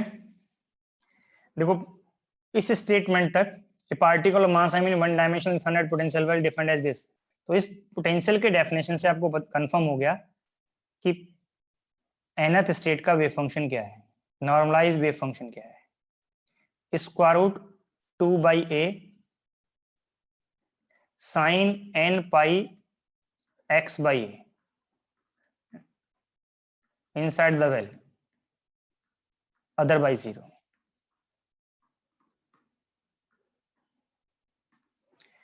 अब इसके आगे statement को continue करें। Starts in the left half of the well, ये potential well मैंने draw कर दिया, ये 0 ये a, इसको 2 इक्वल हाफ में डिवाइड कर लीजिए तो ये a/2 बन गया। ये पोजीशन फॉर्म आपको यहाँ पर प्रेजेंट हो गया। तो ये 0 to a/2 लेफ्ट हाफ है और a/2 to a right half है। स्टेटमेंट रीड करिए, starts out in the left half of the well, तो पार्टिकल यहाँ पे है और यहाँ पे मोशन स्टार्ट करता है लेफ्ट हाफ में, and is equally likely to be found in that region. Equally likely का मीनिंग क्या है कि प्रोबेबिलिटी ऑल पोजीशन पे बिटवीन 0 to a/2 इक्वल है। पार्टिकल के पाई जाने की probability of finding the particle in the left half of the potential well at all position is equal। तो ये इक्वली लाइकली का मीनिंग आपको पता होना चाहिए। Equally likely means all point पे प्रोबेबिलिटी इक्वल है, बट 0 to a के लिए नहीं, जहां पे पार्टिकल अपना मोशन कर रहा है लेफ्ट हाफ में। तो ये एक्स्ट्रा कंडीशन इंपोज कर रहे हैं। ये साई एन एक्स तब है जब पार्टिकल 0 to a के बीच फ्रीली मोशन करता है, और ये प्रोबेबिलिटी को अगर आप चेक करने लगे एक्स के कॉरस्पॉन्डिंग प्रोबेबिलिटी फाइंड करेंगे साई मॉड स्क्वायर के पार्ट से, तो ये प्रोबेबिलिटी पोजीशन डिपेंडेंट है। तो ये वेव फंक्शन अब एक्स्ट्रा कंडीशन इंपोज करके वैलिड नहीं है, तो आपको न्यू फंक्शन फाइंड करना पड़ेगा। सपोज न्यू फंक्शन फाई है। अब यहां से वेव फंक्शन का आइडिया नहीं है, प्रोबेबिलिटी का आइडिया है कि probability that is phi mod square, ये पोजीशन से इंडिपेंडेंट है, तभी तो ऑल पॉइंट्स पे ऑल पोजीशन पे इक्वल बनेगा। तो दिस इज कांस्टेंट, बट कि कहां से कहां तक कांस्टेंट है, लेफ्ट हाफ में, और लेफ्ट हाफ का लिमिट क्या है 0 to a/2 अदरवाइज 0 है। ये जो कंडीशन इंपोज की है वो लेफ्ट हाफ में इंपोज की है। तो ये वेव फंक्शन आप फाइंड कर सकते हैं। यहां से कोई भी कांस्टेंट एज्यूम कर लीजिए फाई मॉड स्क्वायर के लिए, तो फाई को आप कोई कांस्टेंट a ले सकते हैं, फाई कांस्टेंट है, फाई मॉड स्क्वायर भी कांस्टेंट बन जाएगा, तो ये वेव फंक्शन भी 0 to a/2 लाई करेगा।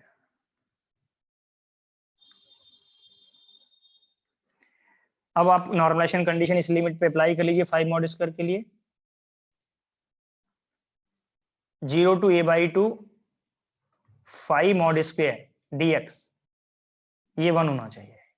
आउटसाइड में कंडीशन -∞ प्लस ∞ अप्लाई करेंगे तो बाकी सारे कंडीशन 0 हो जाएंगे। 0 to a/2 के लिए फंक्शन नॉन जीरो है, वही कंडीशन यहाँ पर कंट्रीब्यूट करेगा। और ये वैल्यू, अगर फंक्शन को आप a ले रहे हैं तो ये a मॉड स्क्वायर हो गया यहाँ पे। अगर आपने इसको a लिया हुआ है तो आप ये स्क्वायर रूट a ले सकते हैं। तो जो भी पार्ट है मैंने फंक्शन में a लिया है तो ये a मॉड स्क्वायर बन गया।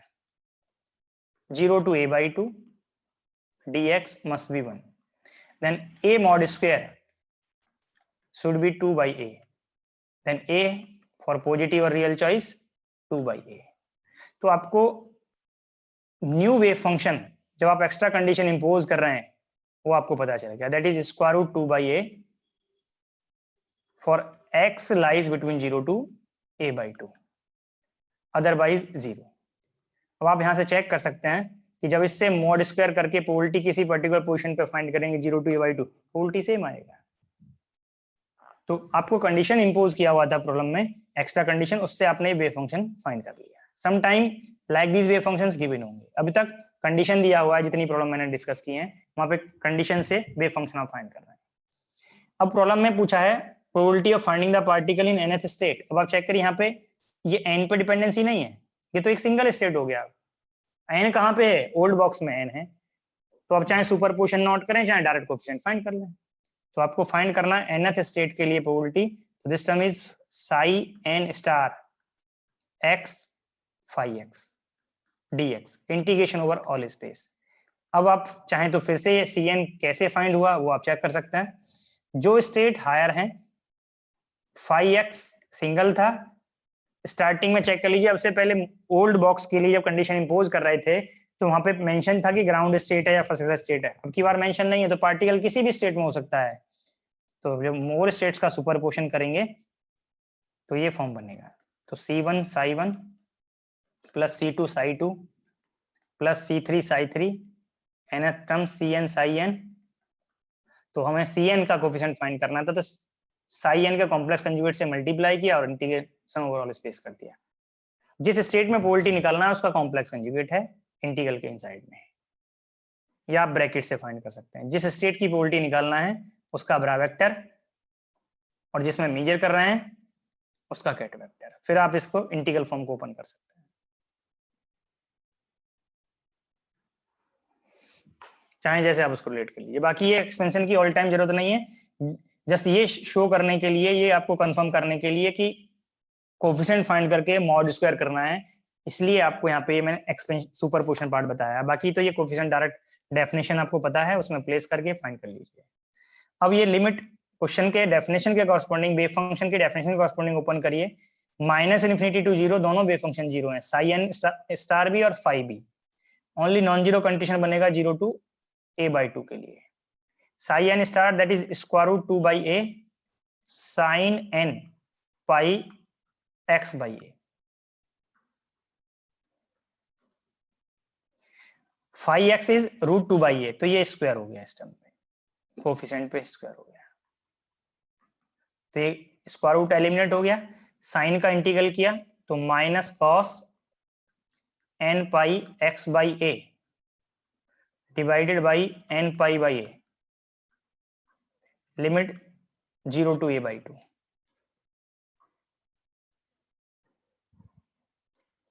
ये एक कैंसिल आउट हो गया, तो 2 बाई n पाई, ये माइनस है, जब upper limit minus lower limit करेंगे तो लोअर लिमिट पे कंडीशन cos 0 प्लस बन गया, और upper limit minus cos n पाई पाई 2, x को a/2 प्लेस किया तो n pi by 2, 2 by n pi cos 0 1, cos n pi by 2 की वैल्यू क्या बनेगी बताइए।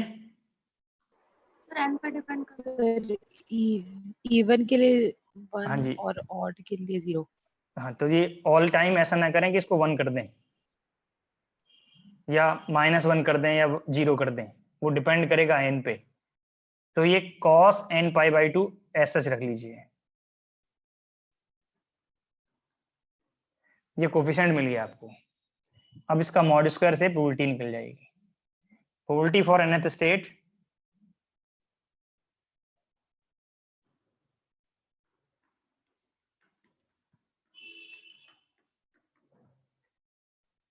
Four by n square pi square, या ये टर्म को पहले Cn को और थोड़ा सिंप्लीफाई कर लें, क्या क्या वैल्यूज हो सकती हैं, फिर आप मॉड स्क्वायर कर लेंगे। पहले ही सेपरेटली क्या क्या पॉसिबिलिटीज हैं इनकी वैल्यूज के करस्पॉन्डिंग, वो आप Cn को फाइंड कर लीजिए। 2 बाई n पाई, ये आप चेक करिए, जब ये cos n पाई बाई 2 0 हो जाए, कब 0 होगा, जब ये odd multiple of pi by 2 बनेगा। n वैल्यू 1 3 5 दीज वैल्यूज ले रहे हैं, तो cos n पाई बाई 2 0 बन जाएगा।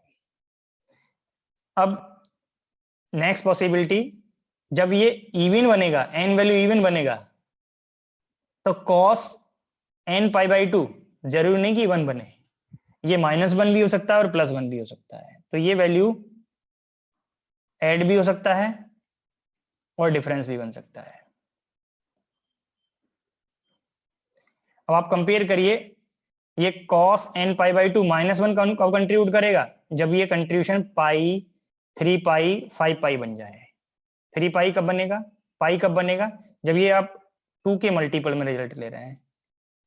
2 6 10 लाइक दीज वैल्यूज ले रहे हैं। बट अगर n 4 से डिविजिबल है, 4 8 12, ये सब इवन पार्ट है, दीज टू पार्ट। ये ऑड था बट यहाँ इवन में भी 2 डिफरेंट क्लास कैटेगराइज कर दिया। अगर n वैल्यू 4 से डिविजिबल है तो आप चेक करिए, ये टर्म बनेगा इंटीजर मल्टीपल ऑफ 2 पाई, और cos 2 पाई वैल्यू 1 होता है, और जब 1 - 1 करेंगे तो ये 0 बन जाएगा, तो ये टर्म 0 बन गया। बट जब ये 4 से डिविजिबल नहीं होगा बट इवन है, तो वो वैल्यूज क्या हो सकती हैं? 2 6 10 हो सकती है। तो जैसे ही आप ये n पाई बाई 2 में प्लेस करेंगे तो 2 बाई 2 पाई बन गया, 6 बाई 2 3 पाई बन गया, 10 बाई 2 5 पाई बन गया। तो cos pi 3 pi cos 5 pi, these पे cos -1 कंट्रीब्यूट करेगा, और 1 माइनस -1 ये 2 बन गया, तो ये वैल्यू 4 हो गया। अब प्रोबेबिलिटी आप निकाल सकते हैं। तो 4 by n square pi square, 16 by n square pi square and 0।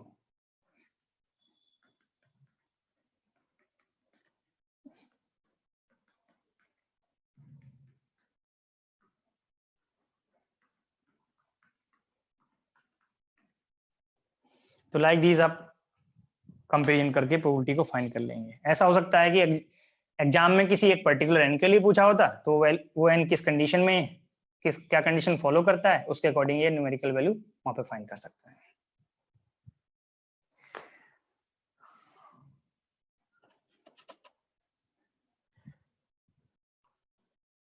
Similar approach पे बेस्ड प्रॉब्लम सर एग्जाम में पूछा गया है।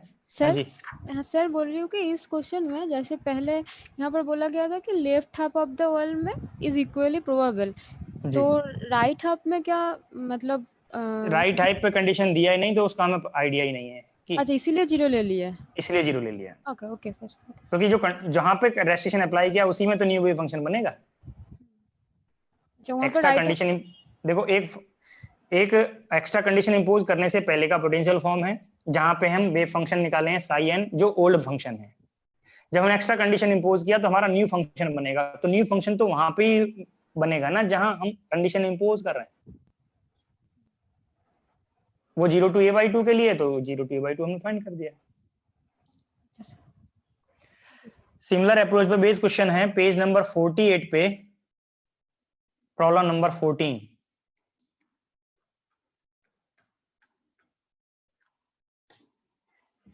Page number 48, problem number 14। Statement read कर लीजिए।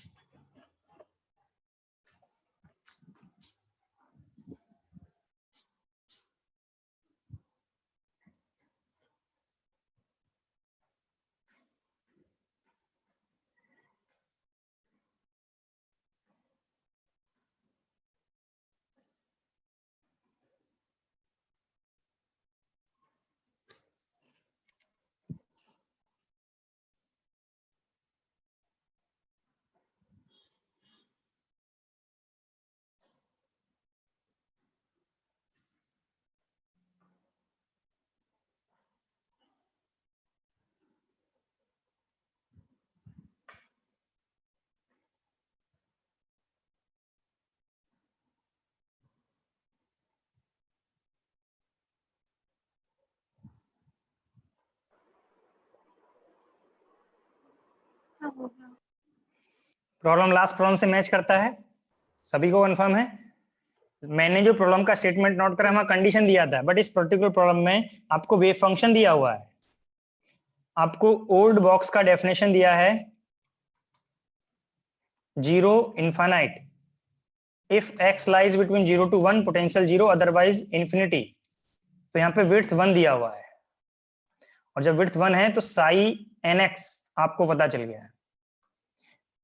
और एक फॉर्म और चेक करेंगे, the energy eigen value of this particle are denoted by, energy के नोटेशंस दिए हैं E0, E1, E2, E3 like this. तो एन वैल्यू 0 से स्टार्ट कर रहे हैं, जब 0 से स्टार्ट कर रहे हैं तो इसके आर्ग्यूमेंट में आप n+1 प्लेस कर दीजिए। √2 by width, width is 1, sine n+1 pi x by width.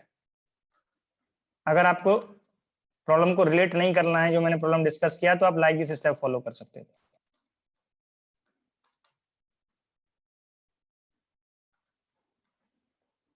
मैंने ये n+1 क्यों यूज किया, क्योंकि यहाँ पे n वैल्यू 0 से स्टार्ट हो रहा है। अब स्टेटमेंट आगे कंटिन्यू करिए, आपको प्लॉट दिया हुआ है वेव फंक्शन पोटेंशियल का, उसी के इनसाइड में wave function psi x define किया। In a particular experiment the wave function of this particle at time t = 0 इज given by psi x that is √2 if x lies between 0 to 1/2, otherwise 0। अब ये last problem पे चले जाइए, जो मैंने आपको वेव फंक्शन ड्राइव कराया था न्यू कंडीशन बोझ करके। ये चेक करिए, अगर a को आप 1 कर दें तो ये √2 बन गया, और ये 0 to a/2 1/2 बन जाएगा। इस फॉर्म पे आइए, इस पोटेंशियल के डेफिनेशन में अगर a को 1 कर दें तो यही फॉर्म है, तो आपको ये वेव फंक्शन यहाँ पे गिवन है। अब आपको किस स्टेट की पोलरिटी फाइंड करना है। If simultaneously eight t = 0 measurement of energy of the particle is made, find 100 p3, और p3 means p3 is the polarity that measurement will yield the energy of p3 E3। तो आपको यहाँ पे साई 3 की polarity निकालनी है, और साई 3 जब n को 3 कर देंगे तो ये 4 बन जाएगा आर्गुमेंट में। तो P3 आपको फाइंड करना है C3 मॉड स्क्वायर से, और C3 यहाँ पे बनेगा जब सुपरपोजिशन फाइंड करेंगे तो integration -∞ to +∞ Sai 3 star Sai x dx। और जब ये फॉर्म प्लेस किया तो √2 2 बन गया, 0 to 1/2 sine 4 pi x dx। ये आप इंटीग्रल कर लीजिए, ये कोफिशिएंट 0 बन जाएगा, और 0 होगा तो ये C3 मॉड स्क्वायर भी 0 बन गया, और इसमें 100 से मल्टीप्लाई करेंगे तो ये 0 बनेगा। तो ये आपको प्रॉब्लम से रिलेट करने की जरूरत नहीं थी, आप ये सच स्टेप फॉलो कर देते, आपको रिजल्ट पता चल गया। बट अगर आप एनालॉजी करें तो यहाँ पे आपको फोर्थ स्टेट की पोलरिटी निकालना है। E0, E1, E2, E3, E3 fourth number पे है, तो आप यहाँ पे चले जाइए। जब n की वैल्यूज आप ये 1 से स्टार्ट कर रहे हैं तो फोर्थ नंबर पे साई 4 बनेगा। तो आप चेक करिए यहाँ पे n = 4 की जो प्रोबेबिलिटी है वही प्रोबेबिलिटी यहाँ पे आंसर में मैच करेगा। आप एनालॉजी से भी प्रॉब्लम को कंप्लीट कर सकते थे, बट मैंने वो फिर से आपको कैलकुलेट करा दिया। इसी प्रॉब्लम में मैं लास्ट जो नेक्स्ट प्रॉब्लम था 14 उसको मैं कंप्लीट कर सकता था, बट आपको ये डाउट होता कि वहां पे तो एनर्जी नोटेशंस दिए हुए हैं E0, E1, E2, E3, तो कैसे n वैल्यू 4 है। सम स्टूडेंट्स में 3 लगा सकते थे, बट कंपेरिजन अगर रॉन्ग कर देंगे तो यही n को 3 कर दिया तो यही प्रोबेबिलिटी बनता 4/9 पाई स्क्वायर, जो रॉन्ग हो जाता है। बट कॉरस्पॉन्डिंग स्टेट्स में नंबर को करेक्टली कंपेयर करिए। यहाँ पे जो E3 है वो फोर्थ नंबर पे है, तो फोर्थ स्टेट की पोलरिटी पूछा है। जो मैंने प्रॉब्लम नोट कराया है उसमें साई 4 के इक्विवेलेंट पोलरिटी पूछा है, और n = 4 की पोलरिटी 0 है यहाँ पे। तो आप कंपेरिजन करेंगे तो करेक्ट कंपेरिजन करें, अदरवाइज आप लाइक दिस कैलकुलेट कर लें। दोनों पार्ट से प्रॉब्लम आपको मैंने हिंट कर दिया, आप चाहे एनालॉजी करिए चाहे आप कैलकुलेट कर लीजिए।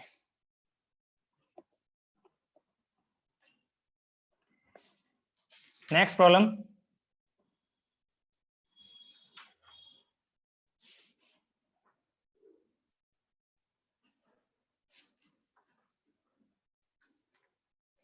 Page number 43,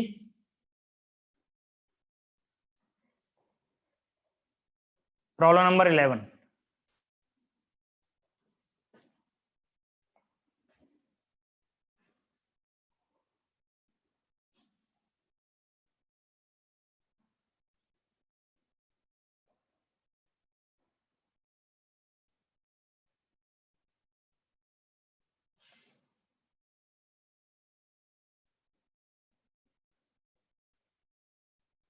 page number 43 problem number 11 statement read करिए और ट्राई करिए।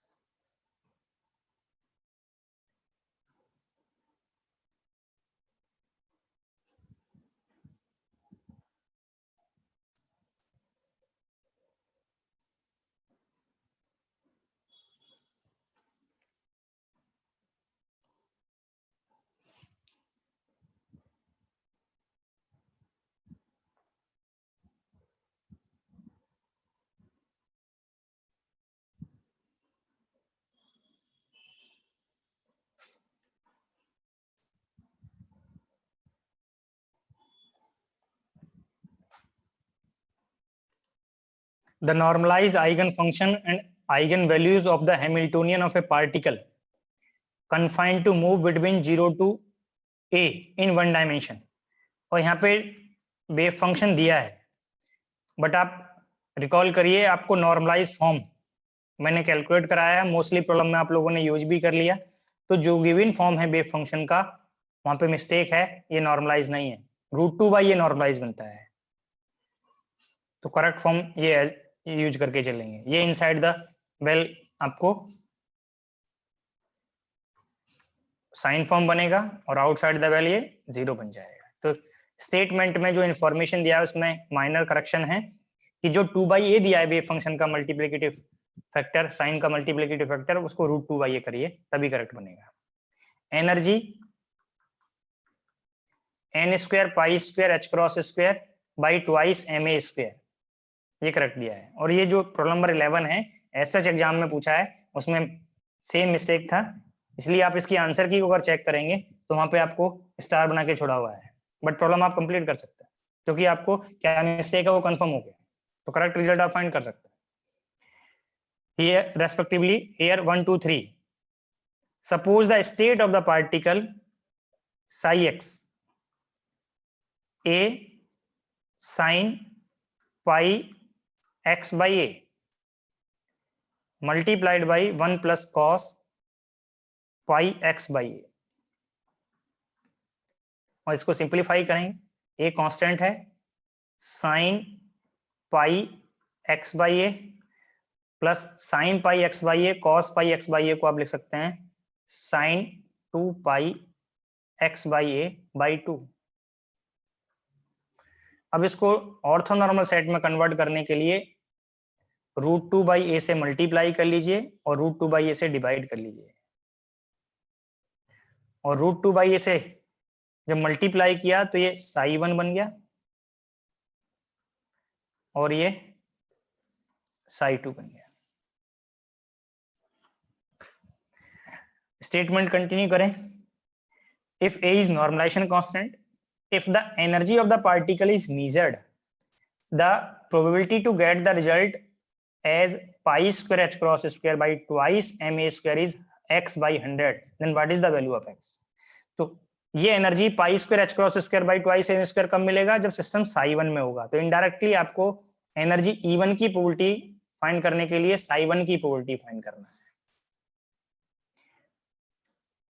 P1 E1 पूछा है, E1 is pi² h² by twice ml², इस एनर्जी की प्रोबेबिलिटी पूछा है, तो psi1 में होगा तो C1 mod square divided by summation over n Cn mod square, और ये इससे पहले भी यूज हुआ है। अब यहाँ पे कंपेयर कर लीजिए, ये 1/1 + 1/4, तो ये 4/5 आ गया प्रोबेबिलिटी। अब ये प्रोबेबिलिटी 4/5 किसके इक्वल दिया है? 100 x/100 के इक्वल, और x वैल्यू पूछा है, तो 4 × 100/5।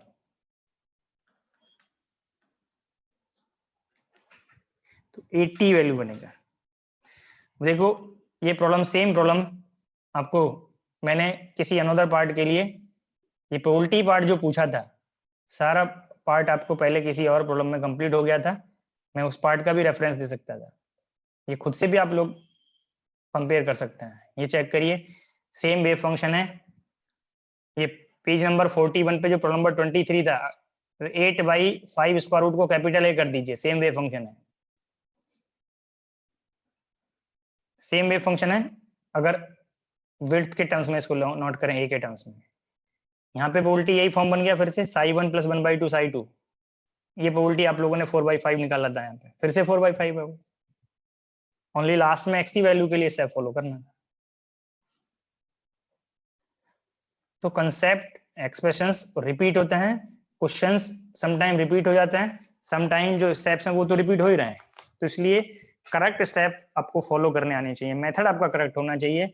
एक ही बार आपको क्वेश्चन का आंसर मैच नहीं कराना है, आपको आगे आने वाले सारे क्वेश्चंस के आंसर्स मैच करने हैं, तो आपका मेथड करेक्ट होना चाहिए।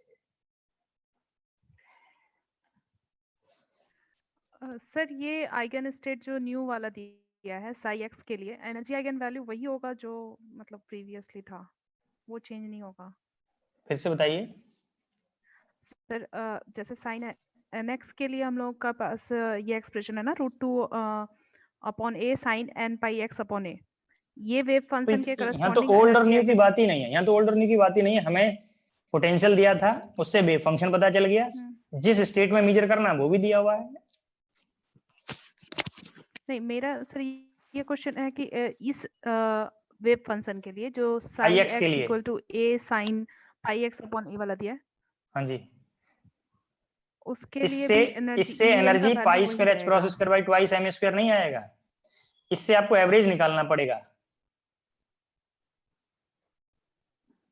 Okay sir. आपको ये जो हाँ, प्रोबेबिलिटीज निकाली हैं, ये प्रोबेबिलिटी 4/5 आया, अनदर स्टेट की प्रोबेबिलिटी 1/5 आएगा। तो 4/5 में तो पाई square h cross square by twice m square multiply करो, और 1/5 में 4 पाई square h cross square by twice m square multiply करो, दोनों को ऐड करो, वो एनर्जी बनेगा साई एक्स में। जो भी मैंने प्रॉब्लम का रेफरेंस दिया, वहां पे अगर एक वन जो विड्थ 1 दिया था उसको a से रिप्रेजेंट कर लें, तो उस प्रॉब्लम का जो आंसर था वो यहाँ पे एवरेज एनर्जी बनेगी। ठीक है सर।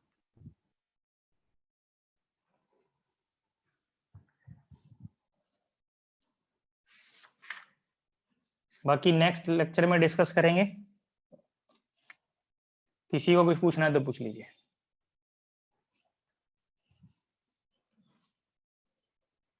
सर हाँ जी, सर मेरा वो डाउट सही से क्लियर नहीं हो पा रहा है जो मैं पूछ रहा था ना सर आपसे। सर जब हाँ हम जी। सुपरपोजिशन लिखते हैं तब हम वहाँ पर कोएफिशिएंट निकाल कर प्रोबेबिलिटी फाइंड करने के लिए उसका स्क्वायर करते हैं, ठीक है। लेकिन सर जब हम जैसे कोई पार्टिकल इन बॉक्स की जो प्रॉब्लम है, इंटीग्रेटिंग मेथड से प्रोबेबिलिटी निकालते हैं किसी स्टेट के अंदर, कोई क्वेश्चन बताइए, कोई क्वेश्चन बताइए जिस पे आपको डाउट हो रहा है, फिर मैं आगे कंटिन्यू करता हूँ। सर जैसे एक क्वेश्चन था कि हमें 0 से l/4 जो के लिए मैंने एग्जाम के जो क्वेश्चन कराए हैं या जो मैंने प्रॉब्लम नोट कराया, अगर जो मैंने प्रॉब्लम नोट कराया तो उसका स्लाइड का रेफरेंस दे दीजिए। एग्जाम का क्वेश्चन है तो प्रॉब्लम नंबर बता दीजिए। पेज नंबर 30 पर क्वेश्चन नंबर 6। 30 पे 6। Yes sir. हाँ जी सर यहाँ पर जब हम इसका प्रोबेबिलिटी फाइंड करते हैं क्वेश्चन नंबर 7 में 0 से l/4 के लिए, तो वहाँ पर प्रोबेबिलिटी हम डायरेक्ट कैलकुलेट कर लेते हैं इंटीग्रेशन करके। लेकिन तो सर आप जब ये स्टेटमेंट तो बोलिए, स्टेटमेंट को तो चेक करिए। A particle is confined to region 0 to l if the particle is in the ground state. तो आप ये बताइए, जब यहाँ कंफर्म है कि स्टेट है √2/l, तो यहाँ पे डाउट किस बात का हुआ बताइए? यही स्टेट है, यहाँ सुपरपोजिशन की जरूरत ही नहीं है।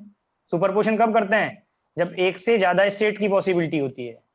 अब यहाँ पे जो प्रोबेबिलिटी पूछा है वो स्टेट की नहीं पूछा है, एक रीजन की प्रोबेबिलिटी पूछा है। और जिस रीजन की प्रोबेबिलिटी पूछा है वो आपको पहले, जब वेव फंक्शन का फिजिकल सिग्निफिकेंस बताया, वो आपको पहले ही एक्सप्रेशन बताया हुआ है। जिस स्टेट में प्रोबेबिलिटी निकालना है उसके मॉड स्क्वायर को इंटीग्रल करना है रिक्वायर्ड रीजन के लिए। ठीक है सर। तो 0 to l/4 इंटीग्रल कर दिया, ठीक है। तो इस प्रॉब्लम के जो स्टेप्स थे वो मैंने पहले बताए हुए हैं, ये स्टेप्स ही मैंने फॉलो किए, यहाँ पे तो कोई डाउट नहीं है। नहीं सर, इसमें तो कोई अब मुझे अब doubt आगे नहीं। बताइए, अब आगे बताइए किस प्रॉब्लम में डाउट है। और सर जैसे हम जब सुपरपोजिशन करते हैं तब भी सर हम जी। इंटीग्रेशन दो स्टेट का लेकर करते हैं, पर वहां तो पर कोफिशिएंट फिर निकालकर उसको से स्क्वायर आप देखिए, दोनों प्रॉब्लम के स्टेटमेंट चेक करिए। Probability of finding the particle in a particular region नहीं पूछा, वहां probability of finding the particle in state पूछा है। Yes sir. तो जब एक से ज्यादा स्टेट हैं, अब ये बताइए, मैंने साई को उस प्रॉब्लम के लिए थोड़ी देर के लिए भूल जाइए, ये स्टेट है, इसमें मेजर करना साई में। What is the probability of finding the particle in phi 1, क्या होगा बताइए। सर हम इसको वो क्या कहते हैं, इसको कैट से मल्टीप्लाई करके ब्रास से मल्टीप्लाई करके या आप C1 हम निकाल डायरेक्ट कर देंगे। लें, या हम डायरेक्ट कर लें Yes, कि sir, ये वो भी C1 कर मॉड स्क्वायर हो जाए। Yes, sir, यही तो करेंगे अगर साई नॉर्मलाइज है तो। ठीक है। अब यही पार्ट हम C1 निकाल के कर रहे हैं। जब आपको पता है तो फिर इसमें डाउट कहाँ हुआ बताइए जरा। मैंने भी तो यही स्टेप फॉलो किए हैं, डाउट आपका अपना है। जब आप खुद एग्री कर रहे हो कि यहाँ पे phi 1 स्टेट की प्रोबेबिलिटी ये C1 मॉड स्क्वायर बनेगा और C1 हम ऐसे कैलकुलेट करेंगे, तो आपको डाउट कहाँ हो रहा है। दोनों मेथड अलग क्यों हैं? क्योंकि यहाँ पे श्योरली यही स्टेट है psi 1, जबकि यहाँ पे phi 1 भी हो सकती है, phi 2 भी हो सकती है, phi 3 भी हो सकती है। जब एक से ज्यादा स्टेट है तो हम सुपरपोजिशन करते हैं। ठीक है सर। पहले भी ठीक बता रहे थे, फिर कह रहे डाउट नहीं। पहले भी ब्रेक से पहले आप एग्री किए, फिर से कहा कि सर डाउट है। तो जो डाउट है वो बताइए सही से। मुझे सर कंफ्यूजन इस चीज में था कि इसमें इधर इंटीग्रेशन में भी हम ऐसी प्रोबेबिलिटी करते हैं और नहीं, दोनों प्रॉब्लम के स्टेटमेंट है तो वर्ड प्रोबेबिलिटी, बट दोनों में डिफरेंट पार्ट की प्रोबेबिलिटी पूछा है। फर्स्ट इस 30 पेज पे 6 प्रॉब्लम में पूछा है probability of finding the particle in A region between 0 to L/4 in ground state. यहाँ स्टेट भी फिक्स कर दिया और रीजन भी फिक्स कर दिया, बट राइट साइड में जो टर्म लिखा है वहां पे पूछा है probability of finding the particle in phi 1 if system is measured in state psi। वहां psi 1 में ही मेजर कर रहे थे 30 पेज पे 6 पेज नंबर 6 में psi 1 में ही मेजर कर रहे थे। psi 1 की 0 to L/4 की प्रोबेबिलिटी निकालना था। यहाँ पे हम रीजन नहीं बताया किस रीजन में निकालना है, हमें psi में मेजर कर रहे हैं, phi 1 phi 2 phi 3 की प्रोबेबिलिटी निकालनी है। और phi 1 phi 2 phi 3 एक से ज्यादा स्टेट एक ही टाइम पे पॉसिबल हैं। सर वहां पर रीजन है और यहाँ पर स्टेट है। स्टेट है। ठीक है सर, आगे समझो। ठीक है, ओके, थैंक यू सर।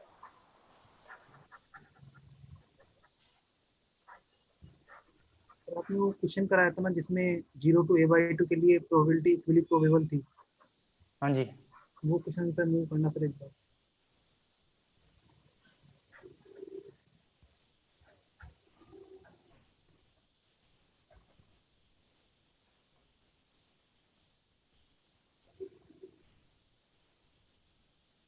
बताइए सर इसमें पूछ रहा है calculate the probability of finding the particle in the nth state.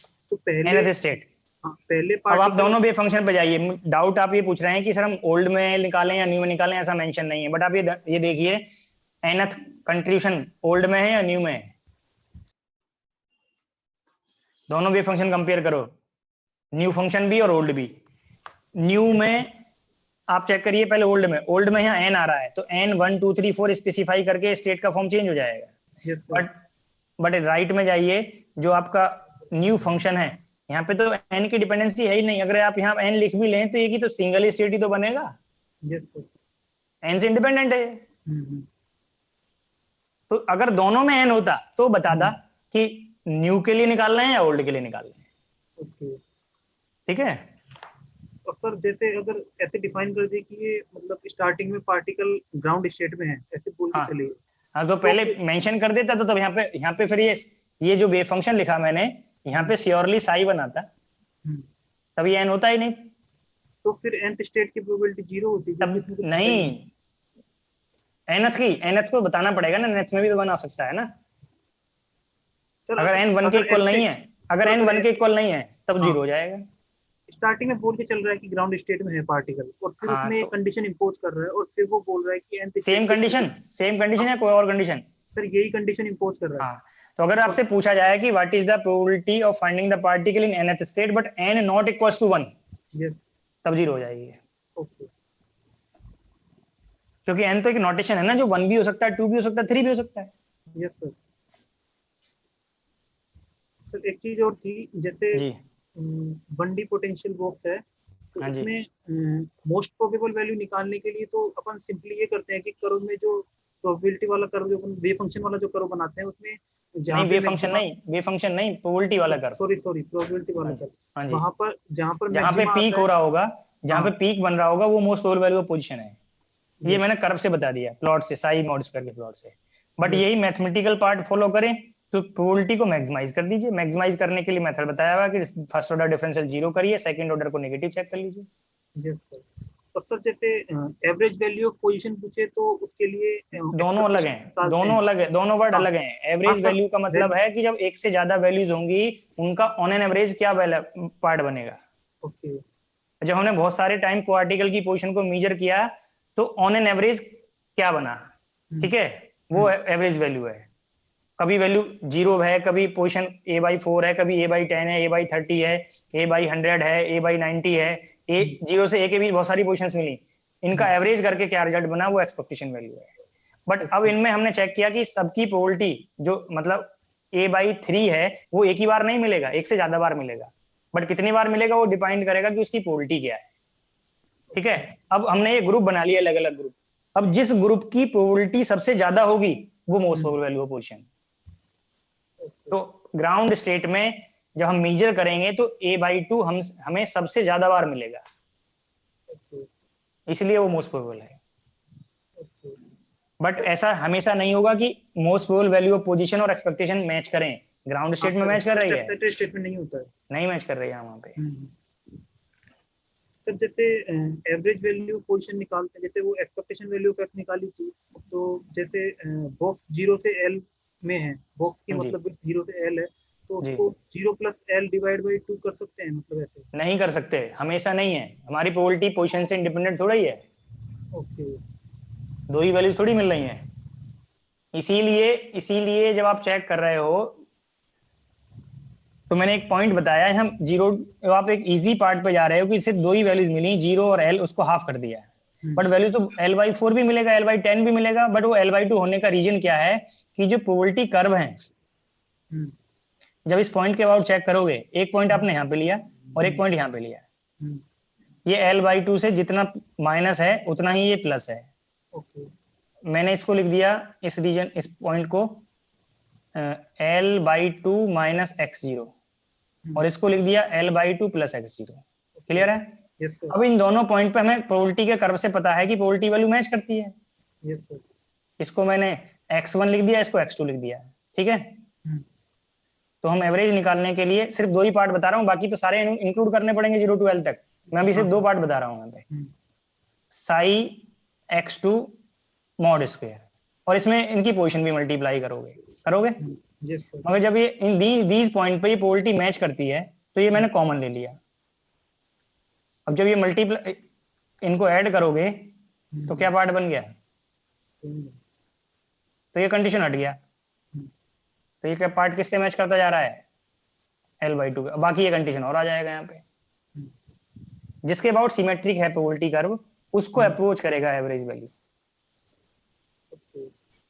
ठीक है। मतलब सर ये कोइंसिडेंटली आ रहा है, बाकी हर बार ये करेक्ट? हाँ, बाकी हर बार नहीं मैच करेगा, क्योंकि वैल्यूज तो आप मेथड अप्लाई कर रहे हो, आपके अकॉर्डिंग सिर्फ या तो पोजीशन 0 है या L है, जबकि ये दोनों कभी नहीं है। ये तो बाउंड्री की पोजीशन है ना, पार्टिकल यहाँ पे कहाँ जाएगा, यहाँ पे तो वेव फंक्शन 0 है, पार्टिकल तो इसके बीच में कहीं लाई करेगा, 0 से L के बीच उसकी पोजीशन लाई करेंगे। तो इनका एवरेज हम निकाल रहे हैं, तो आप कर रहे थे 0 + L/2, जो रॉन्ग मेथड है। हम तो सारी वैल्यूज को चेक करेंगे ना, इसके बीच में हो सकता है न्यूमरस वैल्यूज हो, मिलियंस वैल्यूज हो पोजीशन की, उन सबको एवरेज करेंगे। हम दो ही को क्यों कर रहे हैं, ठीक है ना। और सर जैसे सिमेट्रिक पोटेंशियल वेल है, वहां पे x = 0 के अबाउट सिमेट्रिक है पोजीशन का डेटा, इसलिए वो 0 बन गया। हाँ वो ठीक है सर। जैसे सिमेट्रिक पोटेंशियल वेल है, तो उसमें एक तो जैसे आपने बताया मोस्ट प्रोबेबल वैल्यू पोजीशन, एक होता है average value of RMS value करके कुछ होता है सर? हाँ, आरएमएस भी निकाल लो। आरएमएस निकालने के लिए आप क्या करें, रूट मीन स्क्वायर पोजीशन। तो रूट मीन स्क्वायर के लिए रूट मीन स्क्वायर एक्स, इससे निकाल लो। तो सर ये एक्स स्क्वायर का जो, देखो एक्स स्क्वायर का जो एवरेज है उसका स्क्वायर रूट ले लो। मतलब मीन का मतलब एवरेज ही हुआ यहाँ पर। हाँ जी, हाँ सर, ये मीन एक्सपेक्टेशन एवरेज, ये सब सेम है क्वांटम मैकेनिक्स में। ओके, तो मतलब वो सिमेट्रिक पोटेंशियल वेल के लिए वेरिएंस से नहीं, वेरिएंस से मैच कर जाएगा। वेरिएंस के स्क्वायर रूट से आरएमएस मैच कर जाएगा। हाँ, वेरिएंस के स्क्वायर रूट से, मतलब अनसर्टेनिटी से मैच कर जाएगा। हाँ जी, वो एक्सपेक्टेशन जीरो होने की वजह से है। हाँ, वो expectation of x but unsymmetric में कुछ और आएगा। हाँ सर, उसमें चेंज होगा, वो एक्सपेक्टेशन ऑफ एक्स जीरो इसलिए मैच कर रहा है। हाँ जी, हाँ जी। बाकी जो कैलकुलेट क्या करना है वो मैंने बता दिया। एक्स स्क्वायर का एवरेज निकालिए, उसका स्क्वायर रूट ले लीजिए मीन स्क्वायर पोजीशन में। सर हाँ जी सर, ये स्टेशनरी स्टेट है तो इसके लिए सुपर पोजिशन हम कोई भी ले आंसर तो सेम ही आएगा, लेकिन अगर टाइम डिपेंडेंट वेव फंक्शन हो किसने तब- बताया ये बात?